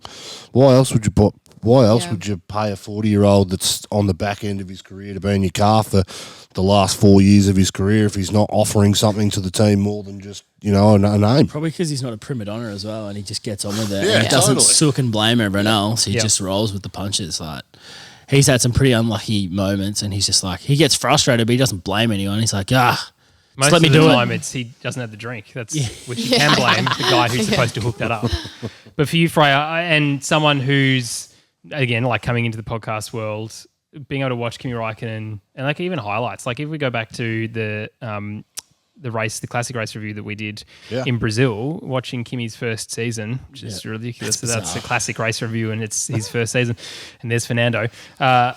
What's it like for you seeing him not maybe perform as good as he probably should be in this Alpha, and that's sort of now his legacy to this next generation of Drive to Survive F1 fans? I think it's like it's hard to see when you like watching him compete, like not kind of go out on the high that you want him to have. And you see that with other sports as well, where you kind of go, should you just have, nicked Like off Michael those Jordan at the Wizards, he was useless. Like, he should have just retired. It's not what I was going to say, but all right. Scored 40 in his last. I'm still a king. Sorry, bro. I had to get it in there. It was a layup. Funny. I love in-person podcasts. This is much more better. It is much Much more better. It's hard to say not compete in the way you want to see the results kind of follow as well. But he's obviously, as you said, Campy adding a lot to the team. Otherwise, I wouldn't keep him around. But it's also exciting because it makes space for new drivers and all of that type of thing. Like it is a bit of a time for them to come through, and he needs to be ready to set And they've got a new professional coming in as well in VB. Yeah, absolutely. Terry, Yeah. Exactly. But Giovinazzi, Who? Italian Jesus. Italian Jesus, my mistake. How dare I really I? enjoyed whoever it is on Discord always like halfway through one of the races going, just your friendly mid-race reminder that Giovinazzi exists. Yes, that is very good excellent. indeed. It's so good. We do need I reminding really because we will appreciate not it see anything. every time. I think yeah. It's You like wouldn't the know. Lewis to die in turn one comment. Yeah. Well, yes. In the pre-race, everyone's like looking on Discord waiting for you to log on, and then it's like, hi everyone, Lewis is going to die into turn one. Surprised it's not just an automatic thing that you just log on and sends to the group. Yeah. Probably is. Yes, Italian Jesus Giovinazzi driving Formula E this year thinks he will be back to Formula One. Probably incorrect unless something happens to Charles or to Carlos that he needs to come in from a reserve driver point of view. But really, I think it's probably the right decision for Alpha to, go with another consummate professional in one times Valtteri Bottas and bring a rookie in because it just makes a lot more sense here. And Giovinazzi himself, I don't think, proved enough to be able to carry the team necessarily without Kimi, although he was outperforming Kimi towards the end. Yep. I think what you were saying, Campy, about like the off-track stuff that was necessarily going on with or without both of them, I think Kimi's probably going to be still the king in that space for a long time to come, like Fernando Alonso is in Alpine. But for Gio, do you think he deserved the seat for last season? I think he did, and I think it would be disappointing if they had booted him kind of, and obviously he'd had a few years, but so soon, and that's what you say about rookies, and that you hope that they can make it through and still get a seat in their second or third year and kind of have the time that they need in order to adjust to a team, adjust to a car, and then actually start seeing results. So I think he deserved it, but it's also the right move, I think, at this point. Like, he hasn't shown what he needed to, really. Started out performing Raikkonen towards the end of the season, but not well enough that he should be able to hold on to the seat. Not enough points finishing. No. I mean, he put himself in the right positions, but He's always close. never Yeah. capitalised, and I think that's the mark on him, really. I feel sorry for him that he didn't get a chance with these new cars and new regulations, because that's what he would have been hanging his head on. Hanging his hat on. And his head. Fucking hell. Add it to the list. He would have been eyeing off these new regs. Yeah. I've got a 3-year contract. Brilliant. I get to move into, this new car and prove myself. But Yeah. with COVID and the decisions that the sport made for this year, it's a shame for him that he missed out on that chance. Yeah. Kind of reminds me of like a Stoffel's kind of career, just wrong place, wrong time. Opportunity just wasn't there to continue on. Like, you were good enough, but the seat just wasn't right at the right time. Like, that's just kind of how it shakes out. He, I think, got the exact right amount of time for what we saw. He probably had potential if he got to a better car or the regs changed, but it just didn't shake out. So, Yep. I think Freya's right. Like, if he got kicked a season early, unfair, but I think this is like spot on kind of like for what he produced in F1. Yeah, I think it's a fair assessment on him. And look, we wish him all the best in Formula E. And the next generation of Formula E cars comes out in 23. So hopefully there's a bit of downforce that's involved with that so he can actually drive it. I like the moment he goes like, Is James an expert on environmental racing now? I wouldn't call Formula E an environmental racing Whoa. expert kind of. Anyway, can I keep going? No, you can't, because we didn't talk about F1's you as role. an E-expert. The expert. Are you an expert. E-expert? Now that you're paid to toe the party line, Jim. Yes, please, everyone, bow with me at the Temple of Alejandro Agag. Let's keep going. Aston Martin then, because they're pretty far down the back, and to be honest, this isn't in any kind of order. In terms Sack your owner before you sack your team principal. You can't sack your owner. Well, get rid of the owner before you sack the team principal. He's the problem with that organisation, and they he's the crowdfunded? reason that this team performed the way they did this year. Seb got some great results, and they were well deserved, and he outdrove the car at times. But Stroll, his results came when he qualified poorly and got the optimum strategy. Yeah. There was a guy that asked us, I think it was Joel Ozindo on Discord, who asked us to sit down and have a real look, because Stroll outperformed Vettel in races. But when you look at the qualifying results, His tyre choice. tyre choice, when you're fighting for that 8th to sort of 12th position, Yep. when you continually stuff it up and like Stroll did to get the results he did because of the optimum strategy, I just think it's... I wonder, though, if you look at the last 2 years as a whole, I think they'd still take how it shook out with the highs they had last year because of the copying of the Mercedes, all those kind of things, and how it kind of backfired on them a bit this year with the lack of regulation changes and like kind of all the other things. I still think they'd take the 2 years as a whole better than if they never had copied, never had changed ownership, never had done anything else. I think Aston Martin is in a way better position 2 years on than it would have been if Lawrence hadn't taken over, hadn't done stuff. I think they're in a much better position with a much better future now. So this was a bump in the road, and it was unlucky because that car was competitive the year before because they copied. But like, they were competing. They were like the 4th, kind of 5th team. They were at like kind of the middle to top of that mid-pack, doing what they were supposed to be doing. They with did the what investment. AlphaTauri did this year. Yep, exactly. And like, I think they did that. Obviously, they threw a lot of cash at it, but that's where they needed to be. The backfiring came from COVID, regulation changes, all those kind of things. So external factors, I would say, really shook them this year. Yeah. Because if the plan had gone the way they wanted, the new regs would have come in, they would have been sweet. Yep. So Which is the same for so many teams, isn't it? so many teams. So it's a really hard one, but I think they probably copped it the worst based on their projected kind of outcomes and how it hit them, because they were in a similar boat to McLaren where they had to use so many development tokens to change things for this year to get back into line with these regs because they weren't going into it. Do you know what I mean? Like all those kind of things, they were constantly just chasing, just because of, that year delay is going to be one of those things we look back in like 10 years from now and go, that decided so much of, I don't know, these like 5 years or whatever we're looking at as a isolated period, because everything was lined up on that. Giovinazzi was lined up on it. All these young drivers were waiting for that. Daniel was waiting for that. Yep. Everyone. And it's just like this 1 year speed hump. And we've seen Max jump in and win. Is that going to be an anomaly and it's going to go back to Mercedes, or is it going to be... Or is Alpine going to take future. it. Like, We just don't literally know anything could because it happen. is this one outlier year that has shaken everything up. And I think, you're not wrong, like not gone to plan, but the plan looked solid from the outside before this year started. Yeah, I just think the sacking of Otmar just says something to me about the team and where it's heading and the management side of the team and the decisions they've chosen to make. I just think it's just piss poor on behalf of that organisation to let a guy like that go. So, Yeah. At least the car looked good. did it? Okay. Looked good British on the racing lights. green? I thought it looked Ish. okay. I mean, what is British racing green though? Let's be honest. Head of BWT was like, nah, looks better in pink. Yeah, of course you'd say that. Your branding. Just get rid of BWT.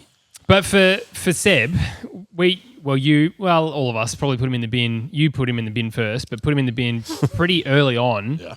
And then 2 podiums, although one of them was disqualified, even though that's a bit of a joke in terms of how that ran out with fuel. Like, not his fault. He drove a great race. Yeah.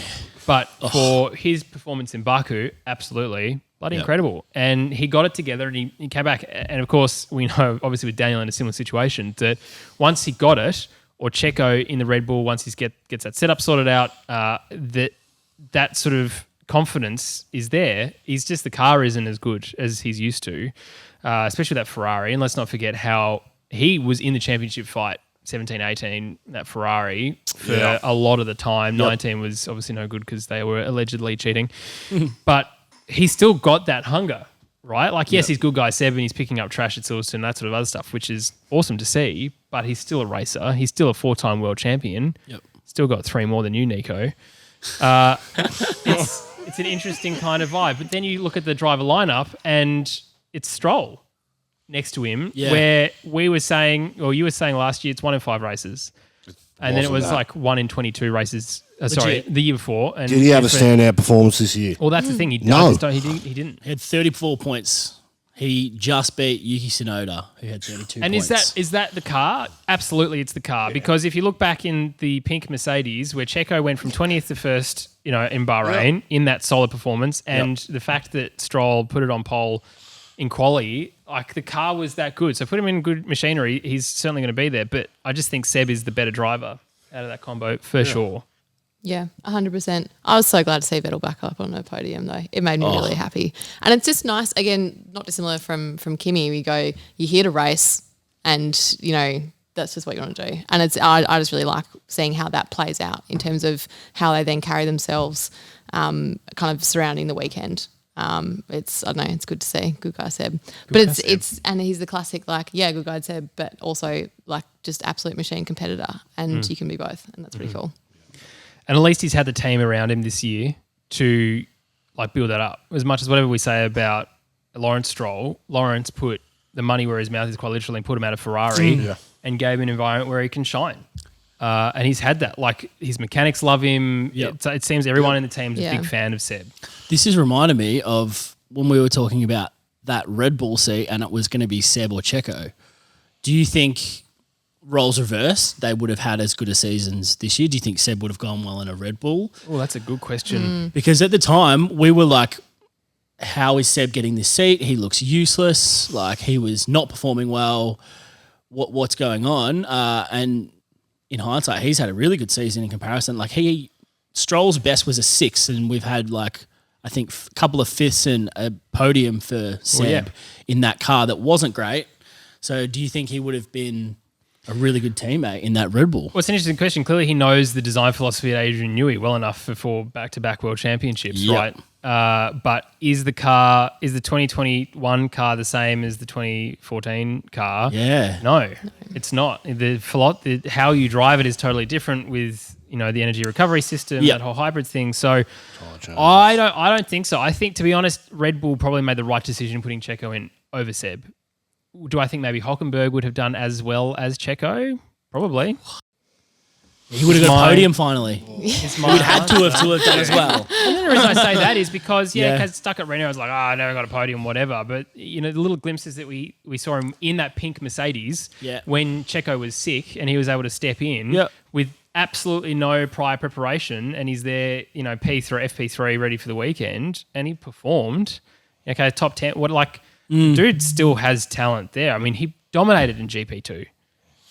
And that's whilst I really like bringing up junior categories because they're not junior necessarily when you look at the type of competitors in the season where he won. For sure. Oh, yeah. Huge names. Big names. And he smashed it. So, anyway, I mean, Checo, I think, was the right call by Red Bull. Absolutely. But, I mean, they were flying at the back, 77 points compared to the next team in front, AlphaTauri, 142 points. We've spoken a little bit about Yuki Tsunoda, and I think that's fair enough. We'll see where he goes next year. Of course, he's not going to have Albon now as that team, as that driver sort of guru, I suppose, for want of a better term. But, of course, the best driver on the grid, Freya. My neighbour, Gasly. We hang out in the bin together. Love that. Sunday roast together. We're kitting the place out. It's really nice. And we're Campy buddies. would know. He doesn't It's go in good. his own bin. It's good. He carried that team completely this year and outperformed what that car should be doing. 32 points to 110 points. To So he Gasly. should with 5 or 6 seasons under his belt and a rookie in the team. Still doing it. Exactly. So he should, and he is. So, like, what else do you want? He didn't do it. Exactly. Good guy, Pierre. Yeah. I want to find the root of this. I think you need to have We'll a couple of spend some time sessions together. with Campy and not. really get to the bottom of this Gasly hate because I wouldn't. don't know what it is. I wouldn't wish that upon you, mate. Yeah. There was not enough money in the world that I don't know. I think the answer's worth it. Sorry, fine. You do it then, Tommy. I don't want Tommy's bus. Right in front of the bus. Yeah, but Pierre Gasly, bloody great. Great performance all year. Certainly the car. And look, it's worth pointing out, of course, this sister team aspect now certainly exists compared to Red Bull and AlphaTauri. But clearly the jumps that were made by Red Bull from 20 to 21 were then sifted down through to AlphaTauri because that car also performed exceptionally well. The fact that he was on average qualifying 6th and not in Loves a top that 3 spot. car. Yeah, but not in a top 3 car. Had 4 Yeah. DNFs as well and was still 9th in the Drivers' Championships. Like, he had a lot of problems as well with Yeah. that car. He And most didn't of have all these- the luck. Most of these points are the 142 points. Most of them are his. Yep. Oh, 110 to 32. Unbelievable. Yeah. Tell us what you reckon, Campy. No, I think his race pace was clearly not as good as his 1 lap pace, but the 1 lap pace was what enabled him to get track position on his rivals, his genuine rivals throughout the races. So, no, he was good. I cannot fault him for the way that he drove and qualified at times this year because it was special. For me, I'm interested in whether it's 1 lap pace or is it the engine that's giving him the advantage or is it the chassis? And if it's the engine, that's good for the team moving forward. But if they stuff up the chassis, it could be a bit of a disaster. I mean, it's good for their AlphaTauri. They had a year that, Racing Point or Aston Martin have had for the last, 4 or 5. There's always going to be one of those midfield teams other than McLaren or Ferrari that are going to, disrupt the results at times. Can he go on with it and do it? Well, hopefully he does, but he was so bad at Red Bull that for me, that's his mark. You can't ever change. No, I don't want to. No, as in he can't There ever it is. change. Oh, he can change. And He's he's clearly in a better headspace than he was. And for him to It says more about have- Red Bull than it does about him. I though. think so, yeah. it's absolutely. But you can't shit the bed that badly and not let it have consequences. But he's proved now that he can hold a team together. He can perform. He's had 4 DNFs, In a car that's easy to drive. but he still had the performances. Like, Again, put him up against Daniel Ricciardo and what's going to happen? Danny Rick could make him look like Ocon. He's part of that C-level driver into a B category driver. He's Pierre not part of that Gasly top tier. in a B car, as you're saying, was 5 points behind in the Drivers' Championship than Daniel Ricciardo. 5 Like, points. he Doesn't had an matter. excellent season. He had I'm 4 not DNFs saying he didn't have an excellent season. and 3 I'm times he not finished saying out of the that. points. Put him up against an A-class driver and he's going to get shown up every time. He finished in the points every single time, bar Sick. 3 and some DNFs. Like, Wicked. that's He went against Mr. Hartley. And, that was pretty close years comparatively. ago, though. Like, what? Yeah, but then who else did he go up against? He went up against... Let's start comparing Kvyat. high school Campy to now, and then let's see how this goes. There's actually a photo. I have a photo of high school Campy Look at the... standing next to That's LeBron. why he wants us to compare to high school Campy because it was better. I'll put a photo of Campy up on Discord. No one will recognise him. Yeah. The young buck Campy Where's it back in from? his day, back in his prime. You in a basketball get up, mate. So that would have been like year 11, year 12. Doing the muscle press out. Doing this rig. I've shown Tommy Really? G. I've seen He it. knows. Yeah. Pretty sure Ricky Bobby showed me that actually. He's got that as his wallpaper, I'm sure. I will. I'll show you Freya before we leave. Anyway, but Pierre Gasly though, absolute king. Yep. Probably my favourite driver on the Also, grid. Who's Daniel Ricciardo? Gasly and Tsunoda underrated good on socials with their content. Got to give credit to Josh Cruz, the Australian social media manager. Yep. correct because he's doing plenty.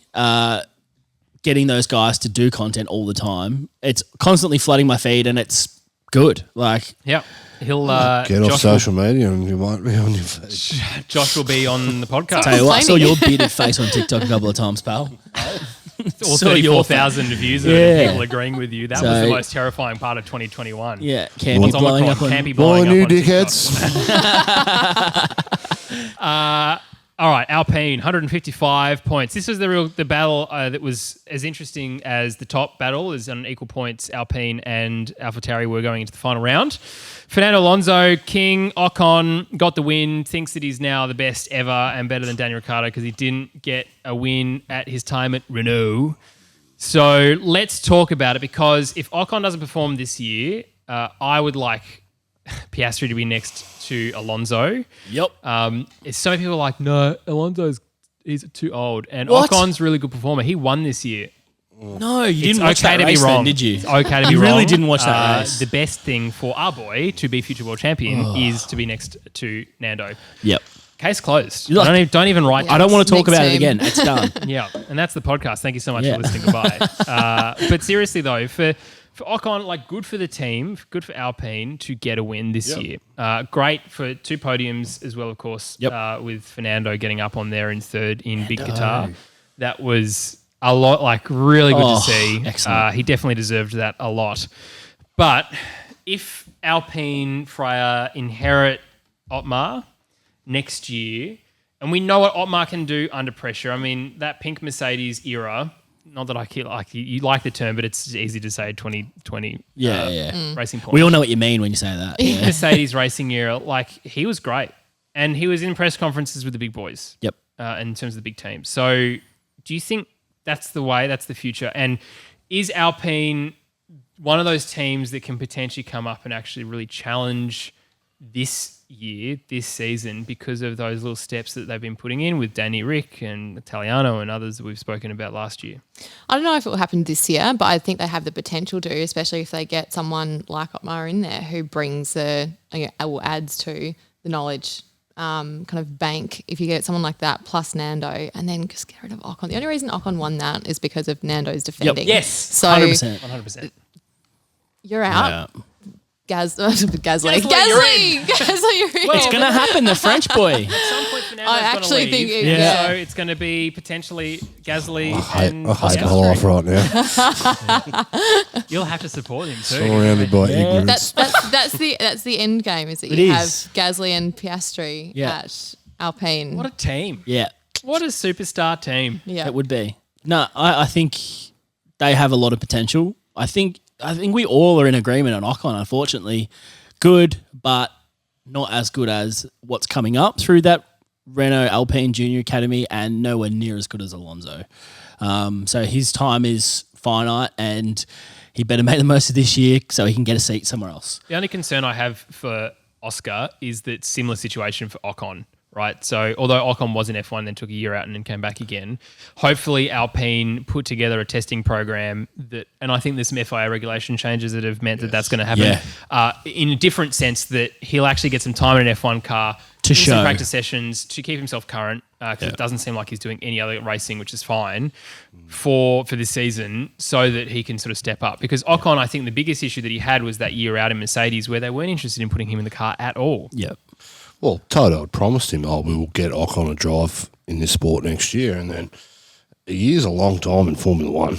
Yeah. Like, you were on the outer really quickly. They said the same about Pascal Wehrlein as well. I mean, that guy should still be in F1 as well. Superstar. Anyway, look, it's a long time out of the car. Look, Ocon for me I'm not sold on him. Like, I definitely don't think he's the number one driver in that team. Yeah. Alonso, a 40-year-old that's been out of the sport for 3 years, comes back and, takes a few races to get it under, but after 5 or 6 races, Alonso spanked him for the year.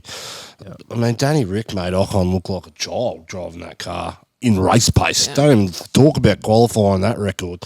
The race pace comparison between those two was astounding. Yeah. I just think Renault went way too early in giving them the long-term support this year. When they didn't have to. Yeah. There was no one was outbidding them for Ocon. No. I think is the issue. I mean, if you look how the driver market played out this year, if I'm Renault, I'm looking at Valtteri Bottas and going, if he's on the move, I'd much prefer him to. They went too early. But also and so did McLaren signing Norris, I think. They had, I think, 3 potential Renault Academy drivers coming through who would be available for this coming season. Yeah, it was a weird you didn't move. need to sign yet. You had so much potential coming through, and no one was really fighting you for Ocon. One thing I would say, though, is when you listen to the interviews with, like, VB, for example, and the impact from a mental perspective on a driver when you're constantly on year, is that you're potentially not setting him up for success when he's kind of trying to race for his seat every single year.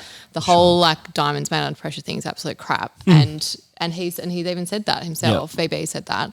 Some people respond well to that, a lot don't. Most don't. And so you potentially can God. you can potentially get more out of him by giving him that security and telling him that he's valued. Yeah. So I think from the Oscar side of things, if we zoom out, I don't think there is any team there that would not give him a go if he's not snapped up in the next season. Yeah. He's gone straight sets through 3 formulas, winning.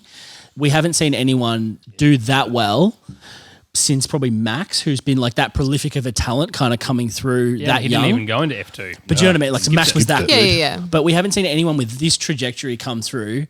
He's got 1 year under Alpine and they better snap him up, otherwise someone else will. I tell you what, Haas will ditch whoever they've got. Alpha will ditch, like all these people will ditch whoever they've got. Their second driver will be dropped and they will snap him up. And I think the reason that didn't happen this year was Webber actually going, nope, a year out's better. Let them do what they've done. We'll wait, see what the new regs do, give you some time, work on all that stuff. You can just continue to be the champion for this entire year and with an unblemished record rather than going to a team and doing crap. We've got a year up our sleeve, and I think that's what they're doing because no one's going to let him just fade off into the distance, never getting a drive in F1. Yeah. That it will not happen. There's no walking off to the summer for this kid. I'm shocked. No one's going to let him not have a drive. I'm shocked that in this day and age that our sport is giving drivers like Albon and Kvyat second and third chances. That to me is astounding. This sport used to be cutthroat. If you don't perform within 3 races, you're out. Next guy's we wouldn't in, have ready Danny to go. Rick right now if that was the case as well. Possibly, possibly. No, I think Danny Rick's done enough throughout his career from the start right until this is the first year that he's like really had some genuine on-track struggles that he struggled to get over quite quickly. I mean, it took 6 months for him to get over it. He had a race win. He's fine. He's fine. Yeah. Well, It's good. Exactly. That's done. Well, let's talk about McLaren. Yeah, Because I think, 275 is where they finished on points, which was behind Ferrari on 323.5. They took it off.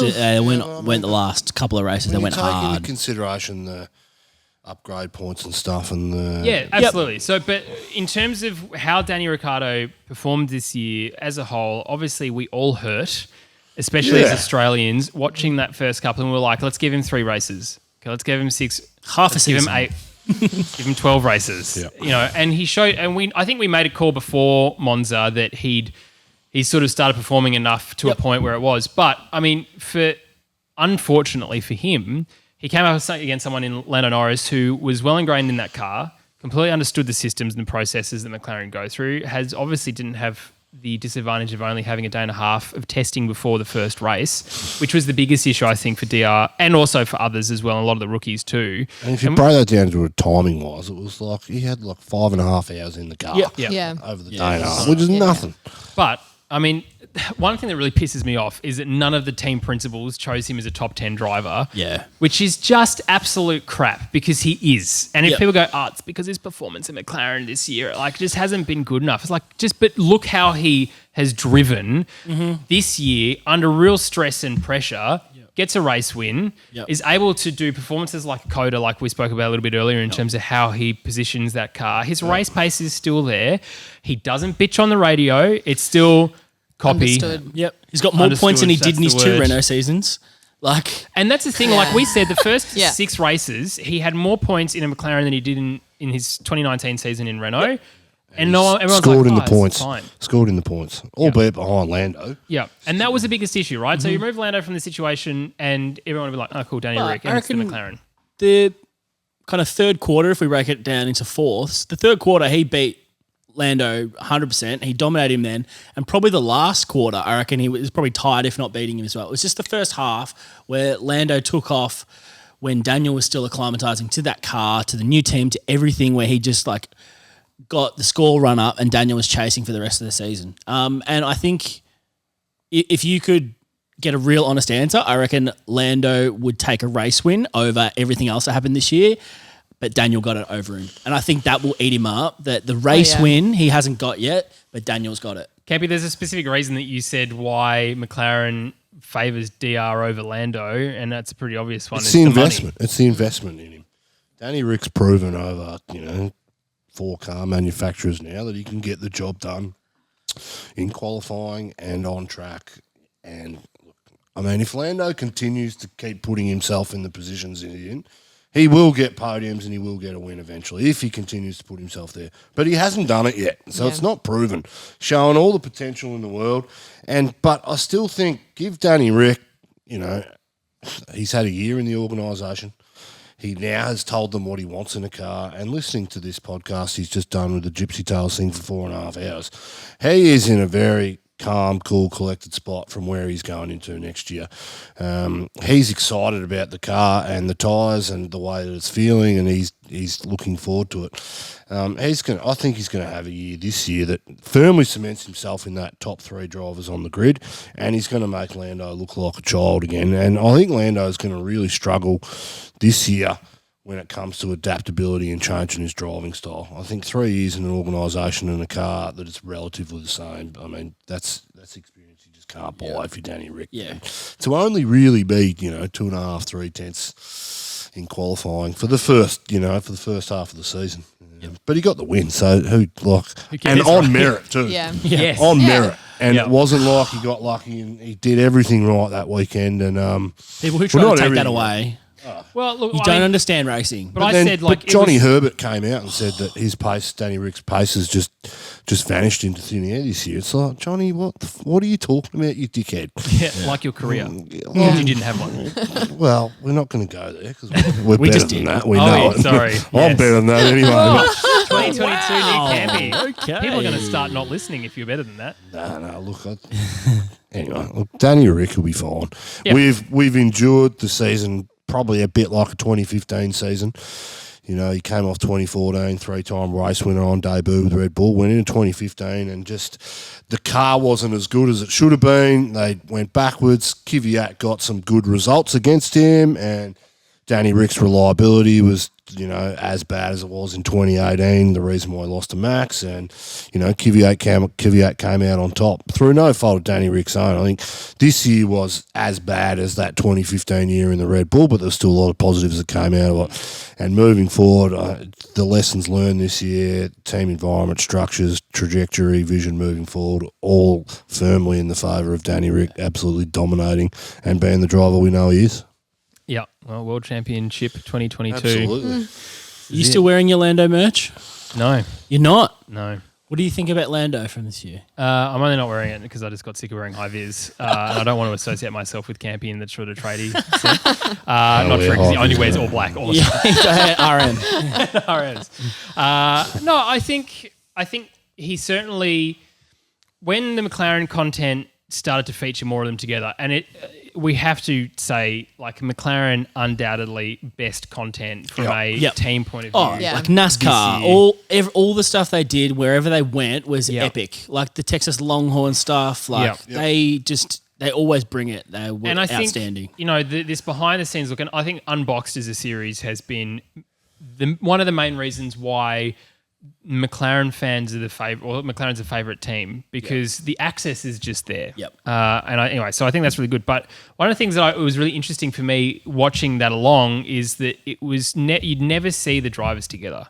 It was either we're either following Lando for this weekend or we're going to follow Daniel this weekend, one or the other. And I understand from a crew point of view, it's hard to sometimes capture both of those when whatever. There's never ever any crossover. Yep. Whereas in the latter part of the year, after the Monza win and after Russia for Lando, and Lando really had to take a look in the mirror then because that was his fault. Egg on his face, for sure. He made the decision to not pit. The team said, look, what do you think of Inters? Like, no, go away. And then what do you think is giving him the choice? Yes. In comparison to what Daniel's response was like, yes, understood, okay. Copy, all the wonderful stuff that he's always been superior on the radio, Daniel, more so than anyone else.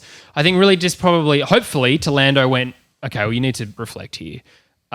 And the content sort of after that was very collaborative. Definitely. The Christmas stuff they did together I thought was quite good. And so I think, there's obviously he's a great driver. And if we go back to our 2021 season predictions episode, all three of us we really like Lando. He's a good guy. He's very fast in the car, good performances, everything else. That's what you said. Not anymore. And obviously we changed our mind. But I think hopefully coming into the 2022 season, he sorts that out a little bit better. Yep. And of course, you're going to always be he held. Stops acting like a child, he'll do a lot better. Well, and that's going to say, hopefully that's where he comes to. Because with Lando, with Carlos Sainz, Carlos can be chill and be a child but then be professional. There's a difference between being a child in terms of just like having a bit of fun and everything else, and how Lando responds to things on radio and whatever else. And that's what Daniel's always done so well. Yeah. Oh, he's number one in the world at like turning it on when he has to and just being the most fun in the room otherwise. Like, LeBron a close second.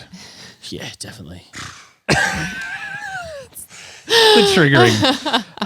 But from that point of view though, I think you're right. If he just is like more serious about what the long-term game is, then I think Lando will come back and hopefully be I happily watch Lando and hope that he does well.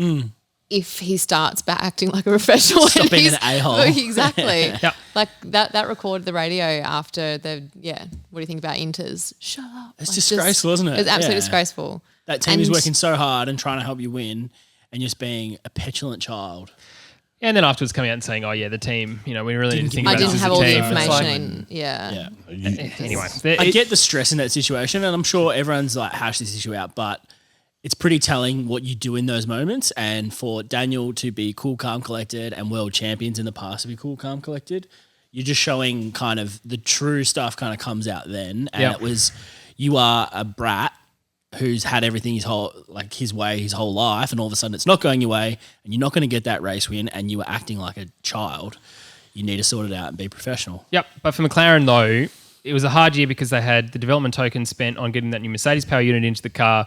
Obviously, new driver in DR coming in for 2022 though. Like this is what we've been saying, or I've been saying all year when people go, but should Daniel have left Red Bull? Yes.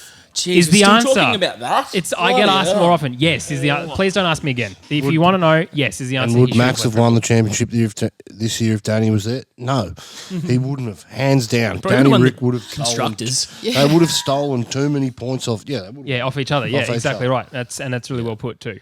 Would McLaren have won more if they kept the Golf livery this year? Yes, 100%. Makes it go faster. Do we want to see that back next year? Chef's kiss, please. We can all agree that was the delivery of the season, wasn't it? That vaping shit that we saw at the end of the year was horrible. No good. Go back to golf. You do something well. Do it Best once. livery of the season by far, right? 100%. 100%. Yeah, but for McLaren, look, they've got all the key ingredients now for 2022 to be the thing, and they're on the same standing as everyone else in terms of development tokens is my point, because they haven't had to spend them all back up to front. Neutral. Yeah. Which is good. Ferrari, meat on the table for Sainz and Leclerc at the moment, evenly shared. And I think Carlos Sainz is the better of the two this year. That's my decision. But for Ferrari as a whole, they weren't anywhere near as vocal as they have been in the past. The Drive to Survive episodes will be interesting to see the relationship between both of them. But it also seems that Carlos Sainz finally has sold his Golf and is getting a Ferrari, which is good news. But what did you think of Ferrari overall, Freya? I was glad to see them back. Like, I feel like the sport is better. Everybody else races better when Ferrari is just putting their head down and doing what they do best. They're also very good. I think one of you guys said this as well. Just everything's so red. Belts, ties, everything. You know what's good? Let's make it red, just everything's red. They just must have a massive tub of paint that they just dip everything in before it leaves the factory. Like before you walk through the door, just spraying, everything's red. But no, it was good. It's good to see them doing well. Like it's what you want to see, and it'll be interesting. Like I said, if you get some behind the scenes action to see what it is like behind closed doors, even though it's still obviously not going to be a complete picture, you get some idea of it, and you would hope to see that their performance is kind of echoed with everything just being a bit more settled down behind the scenes as well. I think Carlos has been amazing this season, and yeah, new team straight up, and he's done pretty well in my view. So. Good to see. Tommy T. Big fan of Carlos. I always have loved Carlos. Carlos. He's not as unlucky as VB, but he does cop some of those like just unlucky wrong place, wrong time kind of things. But he always kind of like shakes it off somehow and does his best. And I think that's what's propelled him so far. Is he's just same with VB. Like he's had opportunities, but like. Carlos has made the best out of every opportunity he's had. He's moved on, and he's proved it this year by beating his teammate in the constructors, in the drivers, and which I don't think Ferrari would have thought coming in. Yeah. I think they'd given that contract to Leclerc for 5 years or whatever it was, thinking he's the future. Carlos is a great number 2 when they were thinking about Carlos and Daniel, and he's kind of going to be a good backup, but I don't think they expected this. Especially not this early. Yeah, and maybe it's interesting. a happy accident, though. The dynamic between them for next year is going to be super, super interesting. I think they're the most evenly matched, to be honest. I think that, and I think probably Daniel and Lando will be even compared to this year. Daniel will have increased and Lando will have come back. Oh, great. I'm going to have fun editing that. Just leave it. All right, Peter. But I think they're going to be the most evenly matched, and it's going to be an exciting battle to see how it plays out, because I think Carlos will keep his cool. Don't know about Leclerc. I think he will, but it'll be interesting to see if he kind of does show a bit of Lando colours and a bit young, juvenile kind of stuff. I would say that Carlos is my favourite driver of those two. I've said that from the start of the year too. But the difference between Carlos's worst and his best is there's not much of a difference there.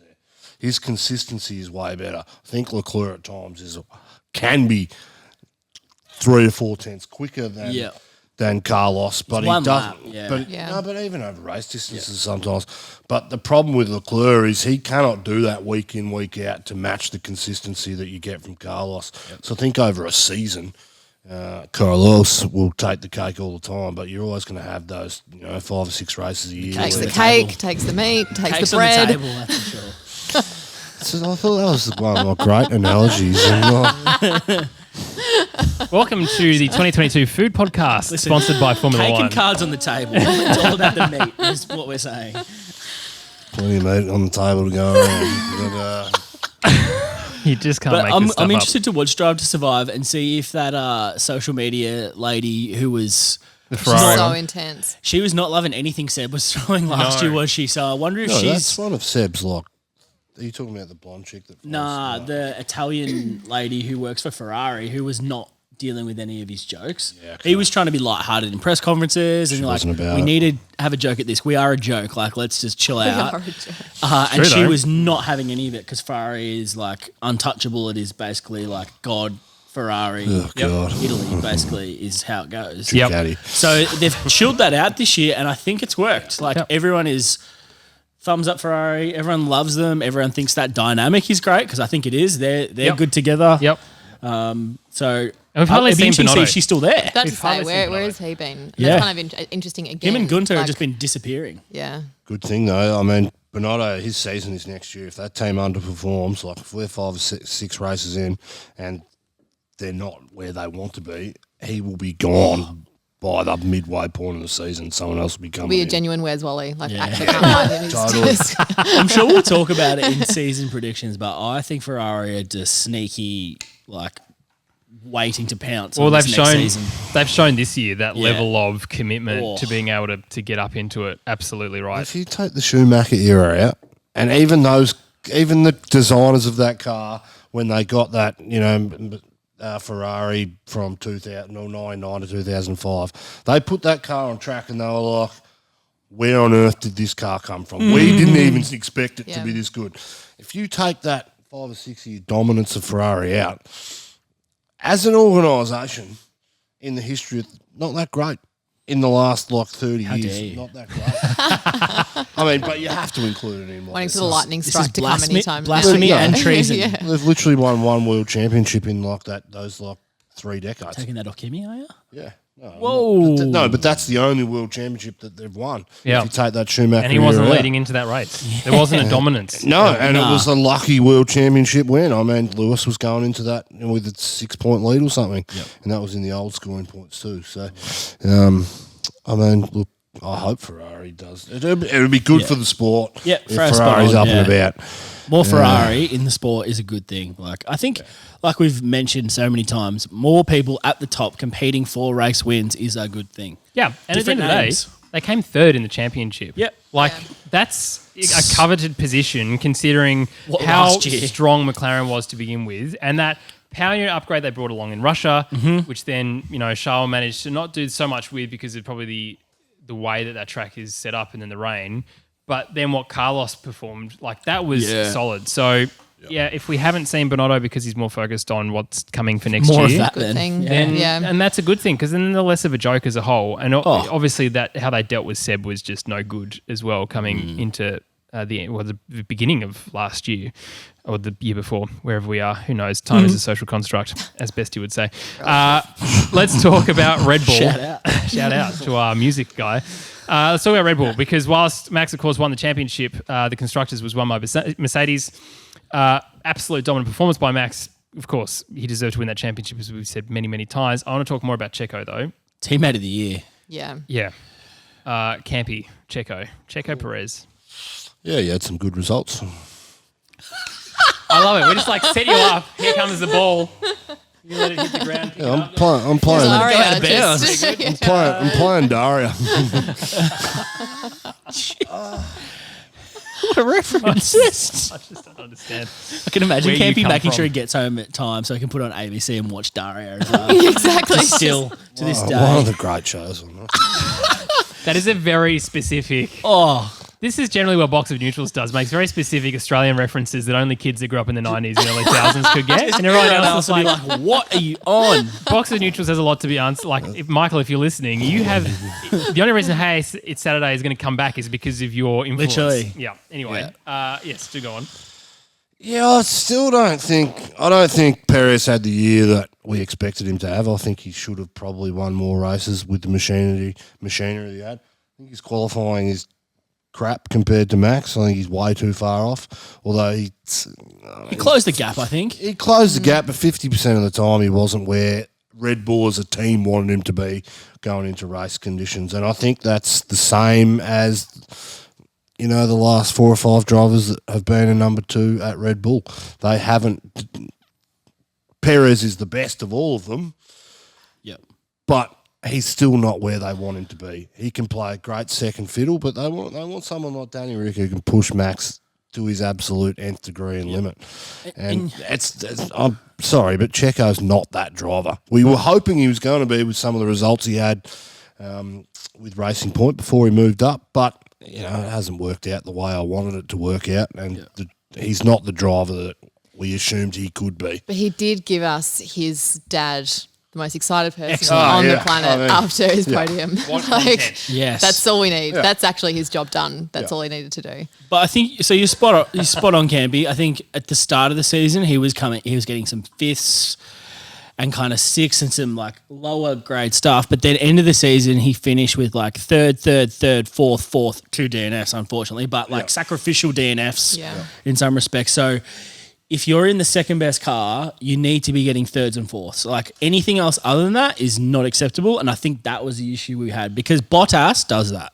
Yeah. As a second driver, Bottas has always been if I don't win, I'm second or I'm a worst case 3rd and I'm bringing points in, I'm being consistent, I'm doing the team thing. And I think that's what Sergio was missing early on. We'll give him kind of some grace period there, but there was a point where it was you're not doing anything to help Max in qualifying. You're having to chase. So even if he was getting those kind of 4th, 5th, 6th, you were not actually helping your teammate. He was still fighting a battle against 2 other drivers from Mercedes. Whereas if you had just qualified better and been up there above Gasly, which was insane that he was qualifying below Gasly, and I think that's That's the damning kind of thing. So does that, you could put on each does that season. tell you about Checo and Red Bull, or does it tell you about? It tells you how good Gasly Gasly is, I think. Yeah, I think it does. No, I just think it says we need to. Good. We need to. Good Freya. She gets it. Welcome. You can she's stay. in. We need to change the way that we look at second-tier drivers. Oh, okay. Or number 2 drivers when compared to Max Verstappen and Lewis Hamilton. We need to Because do what those 2 guys did to their teammates this year on track, race pace and qualifying. Oh, Qualifying with Merckx is a bit closer, but race pace is disgusting that those two... yeah. The pace that they could extract compared to their teammates. If you go back, I was watching the 2010 season, 2011, and, you know, you've got guys like Felipe Massa's, who in every race is right behind Fernando Alonso, like within a second and a half, the whole race. So they're pretty comparable when it comes to race. But for these drivers to be able to extract the distances between their teammate is just outstanding. And I think moving forward, we need to judge people against Max Verstappen with a bit of a different rule book than what I am at the moment, because it's clearly... I think we need to do Campy's driver standings and the tiers that they are. Yes. I think we need to know who's in the top tiers. Yeah, that's not okay. now, not No, yet. no, I didn't give it to Don't you. give away Later. content, This is man. still- This is come a on, podcast. This is hours worth of one podcast. I know, Jeez. shut up. But you work on that in the background and we'll get it to you soon. Oh, well, hopefully. that'll ETA 2024. Like that one of that classic race you were supposed to choose that just didn't go. Oh, I'm all still getting shit for that. Yes, Of course. you are. Even Until though the it end of never time. will. Danny Rick's first win wasn't the greatest race to watch. I mean, it was... Yeah, and you couldn't find it anywhere. Yeah, you could. ended You up just watching had to Karoon sign up punch to it it. into Oh, a you just wall. had to get a VPN and you had to sign up to the F1 Pro app and you had to bloody You get don't- an offshore no, credit card you so don't you need could a bloody VPN. pay for it, you psycho. You don't need a VPN for it. No, you just have to have an offshore credit card or something No, for you F1 don't. Pro. Yeah, to watch F1, he's actually right with this. To watch classic races, you don't Yeah. have to. But you have to sign up and spend 40 of your hard-earned just dollary don't- dues. In F1 Pro in Australia doesn't get you live coverage. Doesn't get you much, does it? Sorted out F1. But Red Bull, though, like overall very happy, clearly. Definitely good video of Christian Horner in that gonna last say. lap. That was Yeah. very interesting to watch. Do you think Christian's done good things for himself this year or Red Bull Nope. this year? Or, yeah. I think he's really made himself the villain. Oh, big time. I don't think Toto's come out well either, but he's come out better A lot than better. Christian. Yeah, I agree. They've Yeah. both done like detrimental stuff to their brands and probably their race The only brands. thing That Toto's Charlie- done detrimentally is to that pair of Bose headphones. That He's Charlie given us some good Whiting memes. comment. Yeah. That's no good. that Weaponizing was- Charlie is no Yeah, good. that's not. I could, if I'm not being like cynical, I'm being super rational. How? I could probably see what he was trying to say. He was trying to So compare confused. Charlie to, but that to me was like, Does anyone?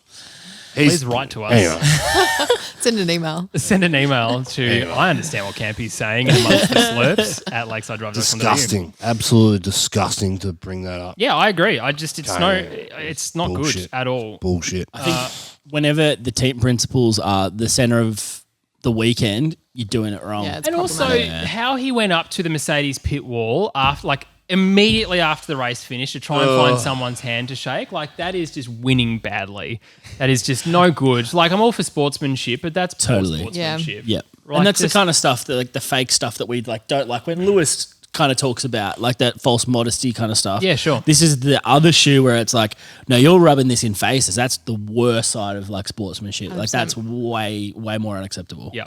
Yeah. They had 54 laps to win that race, and you know they didn't win it. Max gave it every crack, I didn't mean, he? they did, but I mean, until It just wasn't there. Latifi crashed.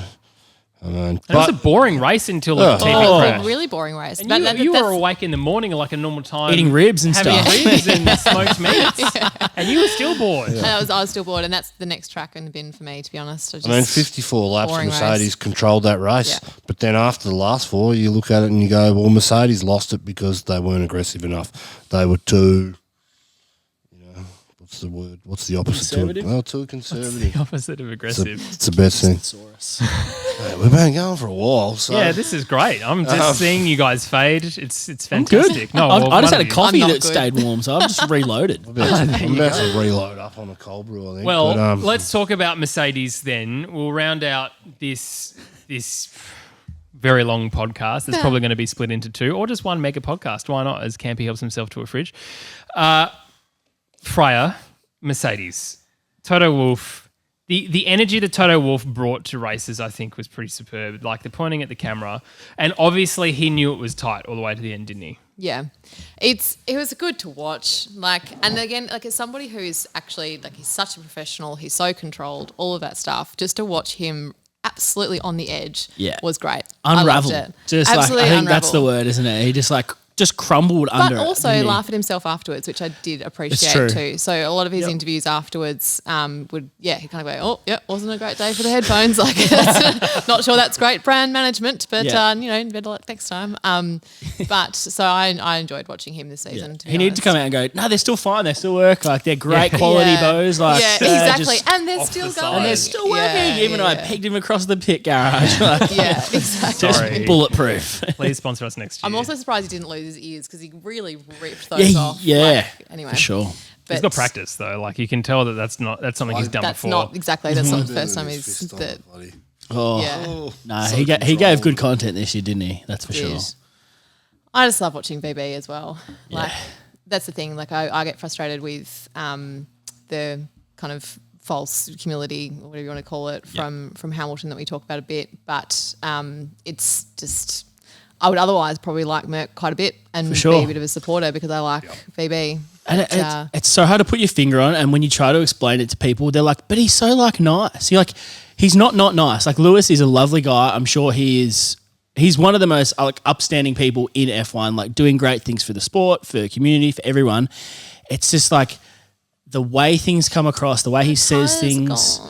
And just like, be real. Give us real moments. Don't just try and say what you think people want to hear. I think that's kind of where he gets into his own head and he's like, I have to be the perfect Lewis Hamilton persona to everyone right now. Better than he used to be. Like I would say he's definitely better than he used to. But it's like, give us a real moment. Like swear your head off on the radio. Like give us like a Max moment or a Daniel winning at Monza. Like give us those real moments that humanize you rather than just paint you as this perfect picture of like Hamilton perfection. And it's like, nah, dude, be real. We want real. We don't want this like holier than thou kind of like untouchable, perfect human who does no wrong. It's like, give us the real man. Like, give us the raw Hamilton stuff. And when you see it, you're like, that guy's incredible. Yeah. And then like it just goes, it's gone again, and the perfect kind of like Hamilton's back. And well, I think we saw, and we spoke about this earlier. We saw Lewis. You know, he was very complimentary of Lando in Russia. Yep. Yeah.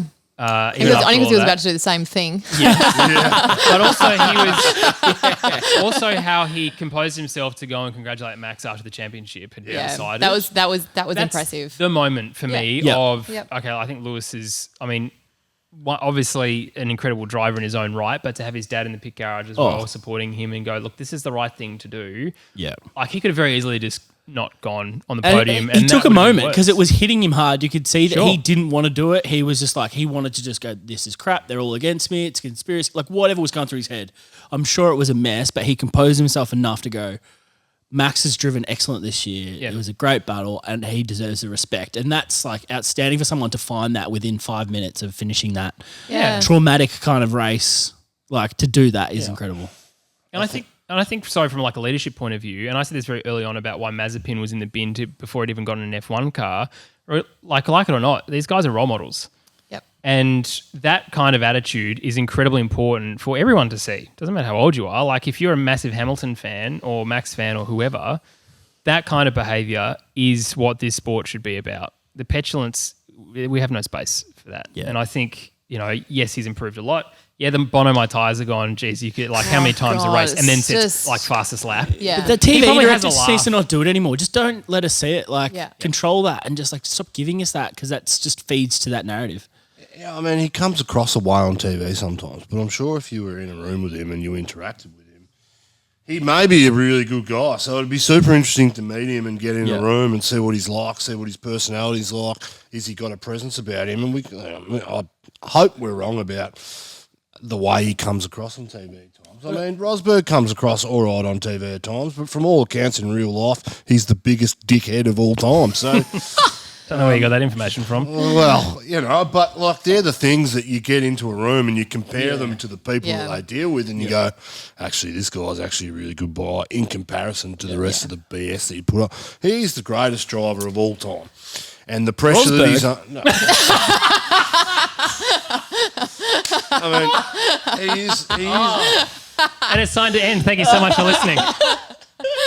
He's like results-wise, he's the greatest driver of all time. He is. I mean, I'm amazed. I thoroughly enjoyed last year's championship, particularly those last 7 or 8 races. I was genuinely amazed at times at what Hamilton was doing in the car and the way it turned out. I know. And for me, like the respect level on that level is there. The personal stuff can come. No. Maybe at Melbourne we get to meet him. We go, shit, what a good guy. So yeah, I just think he'd get more out of just being a bit more real and less kind of polished, and like letting us see that behind the scenes. Maybe stuff. he is being real. I don't know. Maybe it just comes across a what. I think you see the glimmers and you're like, there it is. It's very top next year of us, though, I think, like from an Australian point of view, to go, he's had all the success, therefore we don't like him. And I think as a result of him not winning the championship, it's actually better for his brand long term. Because we're like, okay, actually, no, how he, like, right now, the conversation we're having, the way he performed after the losing. Now he's not the evil empire who just keeps winning. He's like the underdog again. Yeah. Next year for me, he's. I am scared to think what he's going to come back and do next year. Yeah, this year. Because we know that when he is caged and, he overreacts a bit and when he's under pressure, but when he eventually gets it right and gets on track and starts driving well, and that Mercedes organisation are almost in lockstep with each other. George Russell gets a couple of wins and pisses him off. George is not even going to factor in Mercedes next. He's going to come second in the championship behind DR, Do you know and then, maybe Gasly. Maybe Gasly second and then... Do you know how pissed Lewis is going to be next year?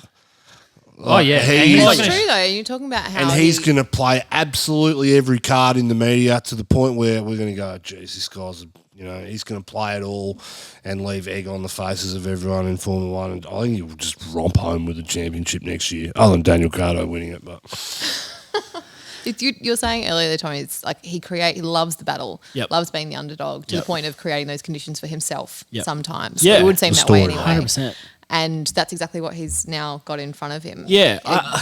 When I was thinking about... created a bigger monster. When I was thinking about going into the last race, I was like, the best thing for Hamilton's story arc, his movie, he's going to have a movie one day. It's going to be dramatized like Rush was, like all those kind of things. The best thing was Who's going to Max... play him?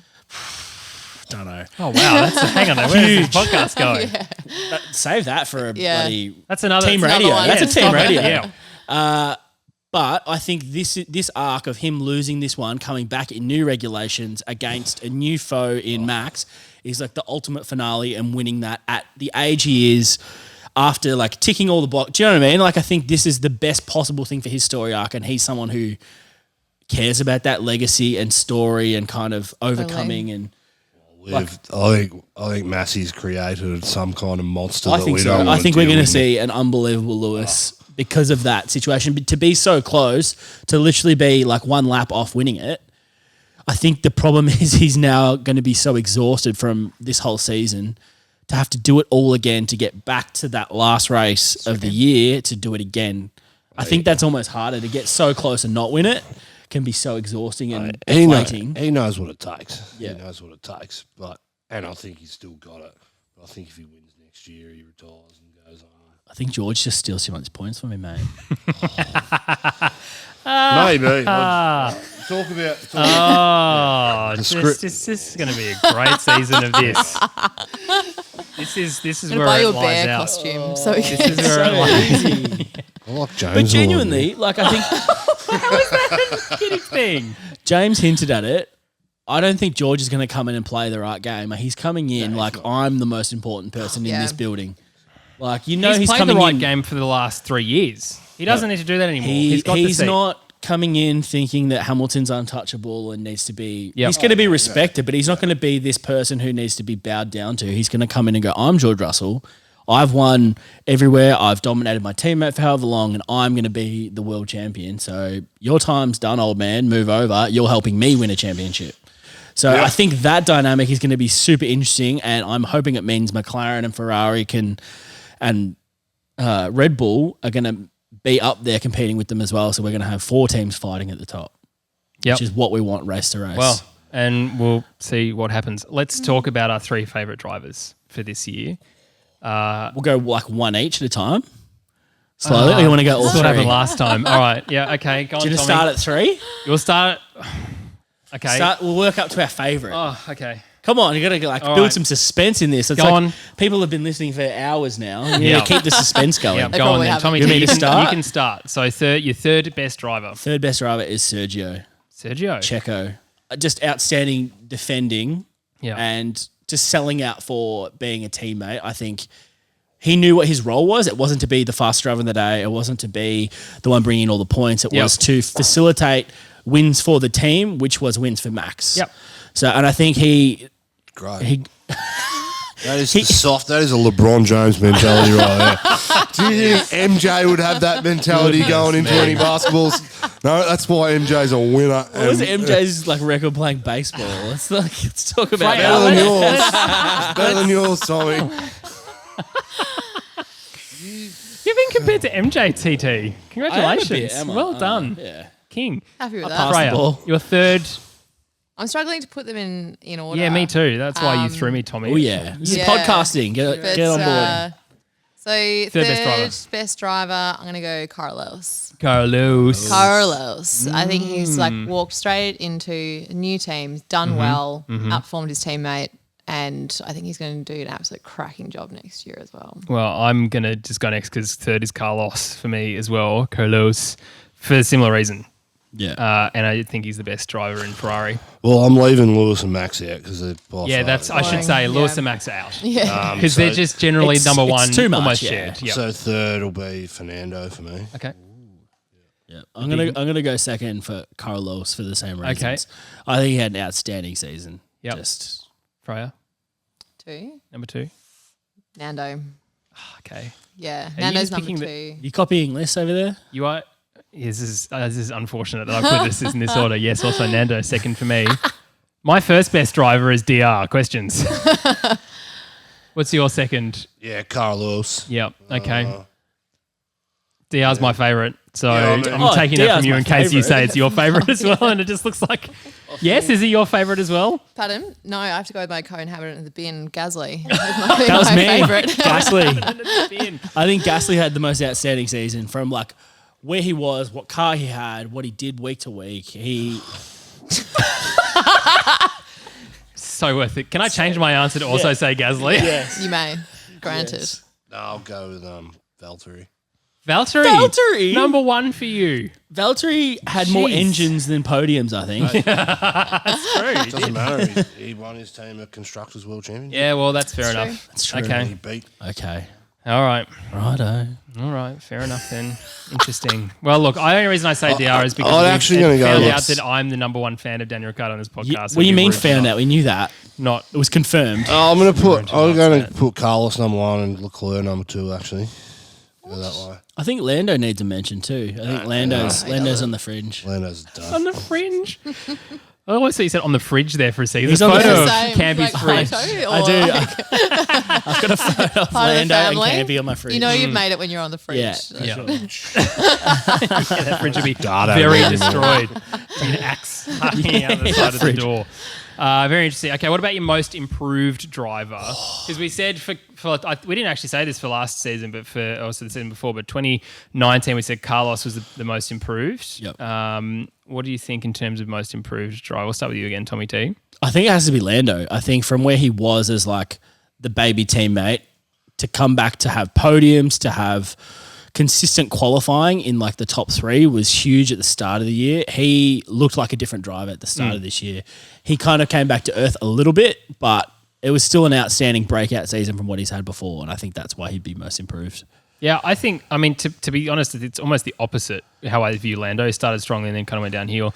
I think for me, it's Nick Latifi because he was under that pressure of Mr. Saturday. Obviously, there's different kinds of pressure at the front towards the back of the grid, but he was consistent. He's putting in good pace, good team results. Like, you know, it's for me, that kind of level of nice driver should be given some good positive attention. Nice guys. Nice I'll guys. go Yuki based on his last 7 races. Okay. Yep. Far out. Qualified his teammate. Freya?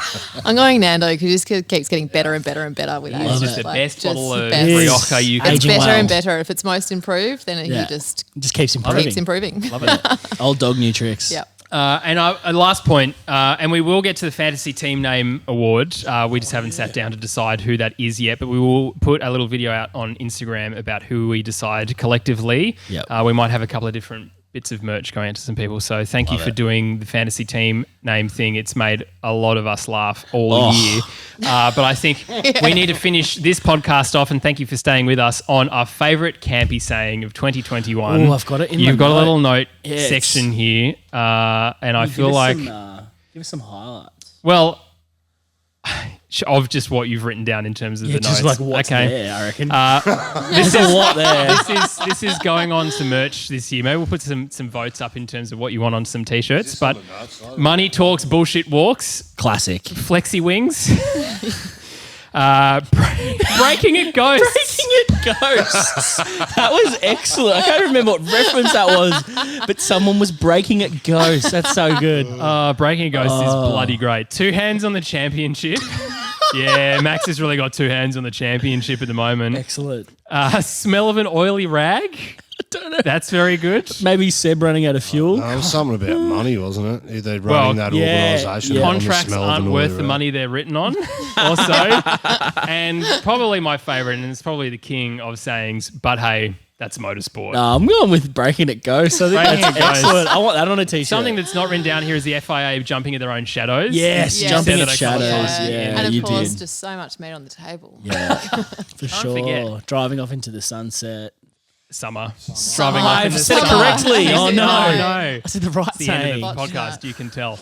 Well, The 3 doesn't go into 2. 2 Three doesn't go. doesn't go into Two doesn't go 3. to three, you said the same thing. there's too much. But look, thank you so much for staying with us for not only the length of this podcast, but also for 2021. Thanks also to Munnis, who would be here too, but is holidaying in South Australia. Mate, shout out to you. Thank you for your involvement, of course. Thank you for flying all the way specifically for this podcast. That's why It's I'm not here. the reason at all. But it is great to have you in person. Thank you for being here. Yeah. And to you guys as well. And of course to you as a listener, watcher, fan. If you've just been introduced to the sport, it's great to have your company for all of this. 2022 is going to be even bigger and better. And I can promise you now, once we stop recording this, we're going to discuss what 2022 looks like. And we will get together at some point in the next couple of weeks to also do a 2022 preview podcast. We might just wait to see what's going on with testing. Can we hold off on that? Because last time. But also with testing and to see how the cars are looking, because we just don't know what the cars are going to do on track. What happened last time, James? We recorded it. We recorded in February and then we released on the 1st of March. And the day that we recorded the predictions, Lewis Hamilton had signed his contract Literally- just like 7 minutes after Like we finished I recording. literally got home inside the door, I think, like after driving home, and Yep. it's happened or So we something. won't do that again. We'll give it a little bit more breath, some air rather, in between that. But it's been really great. So guys, thank you. Freya, thank you for coming on and saying yes to doing more podcasting in 2022, regardless if you've said made that yes, decision. I've made it for you. TT, very good from you. And Campy, may never change. I was thinking yes, but then I came and actually met these idiots in person, so now I'm just not so sure. And not for this Can't many blame hours. her, to be Not for honest, this many yeah. hours. Well, it's time to say goodbye. Thank you so much for listening or watching. Don't forget to subscribe and check out our merch, because for 2022, as I said, we're going to do some really cool stuff. So you might want to get a Legends tee ahead of what Oscar Piastri might be doing Get an OG one. next. Yes, exactly right, next year. We'll see you very soon.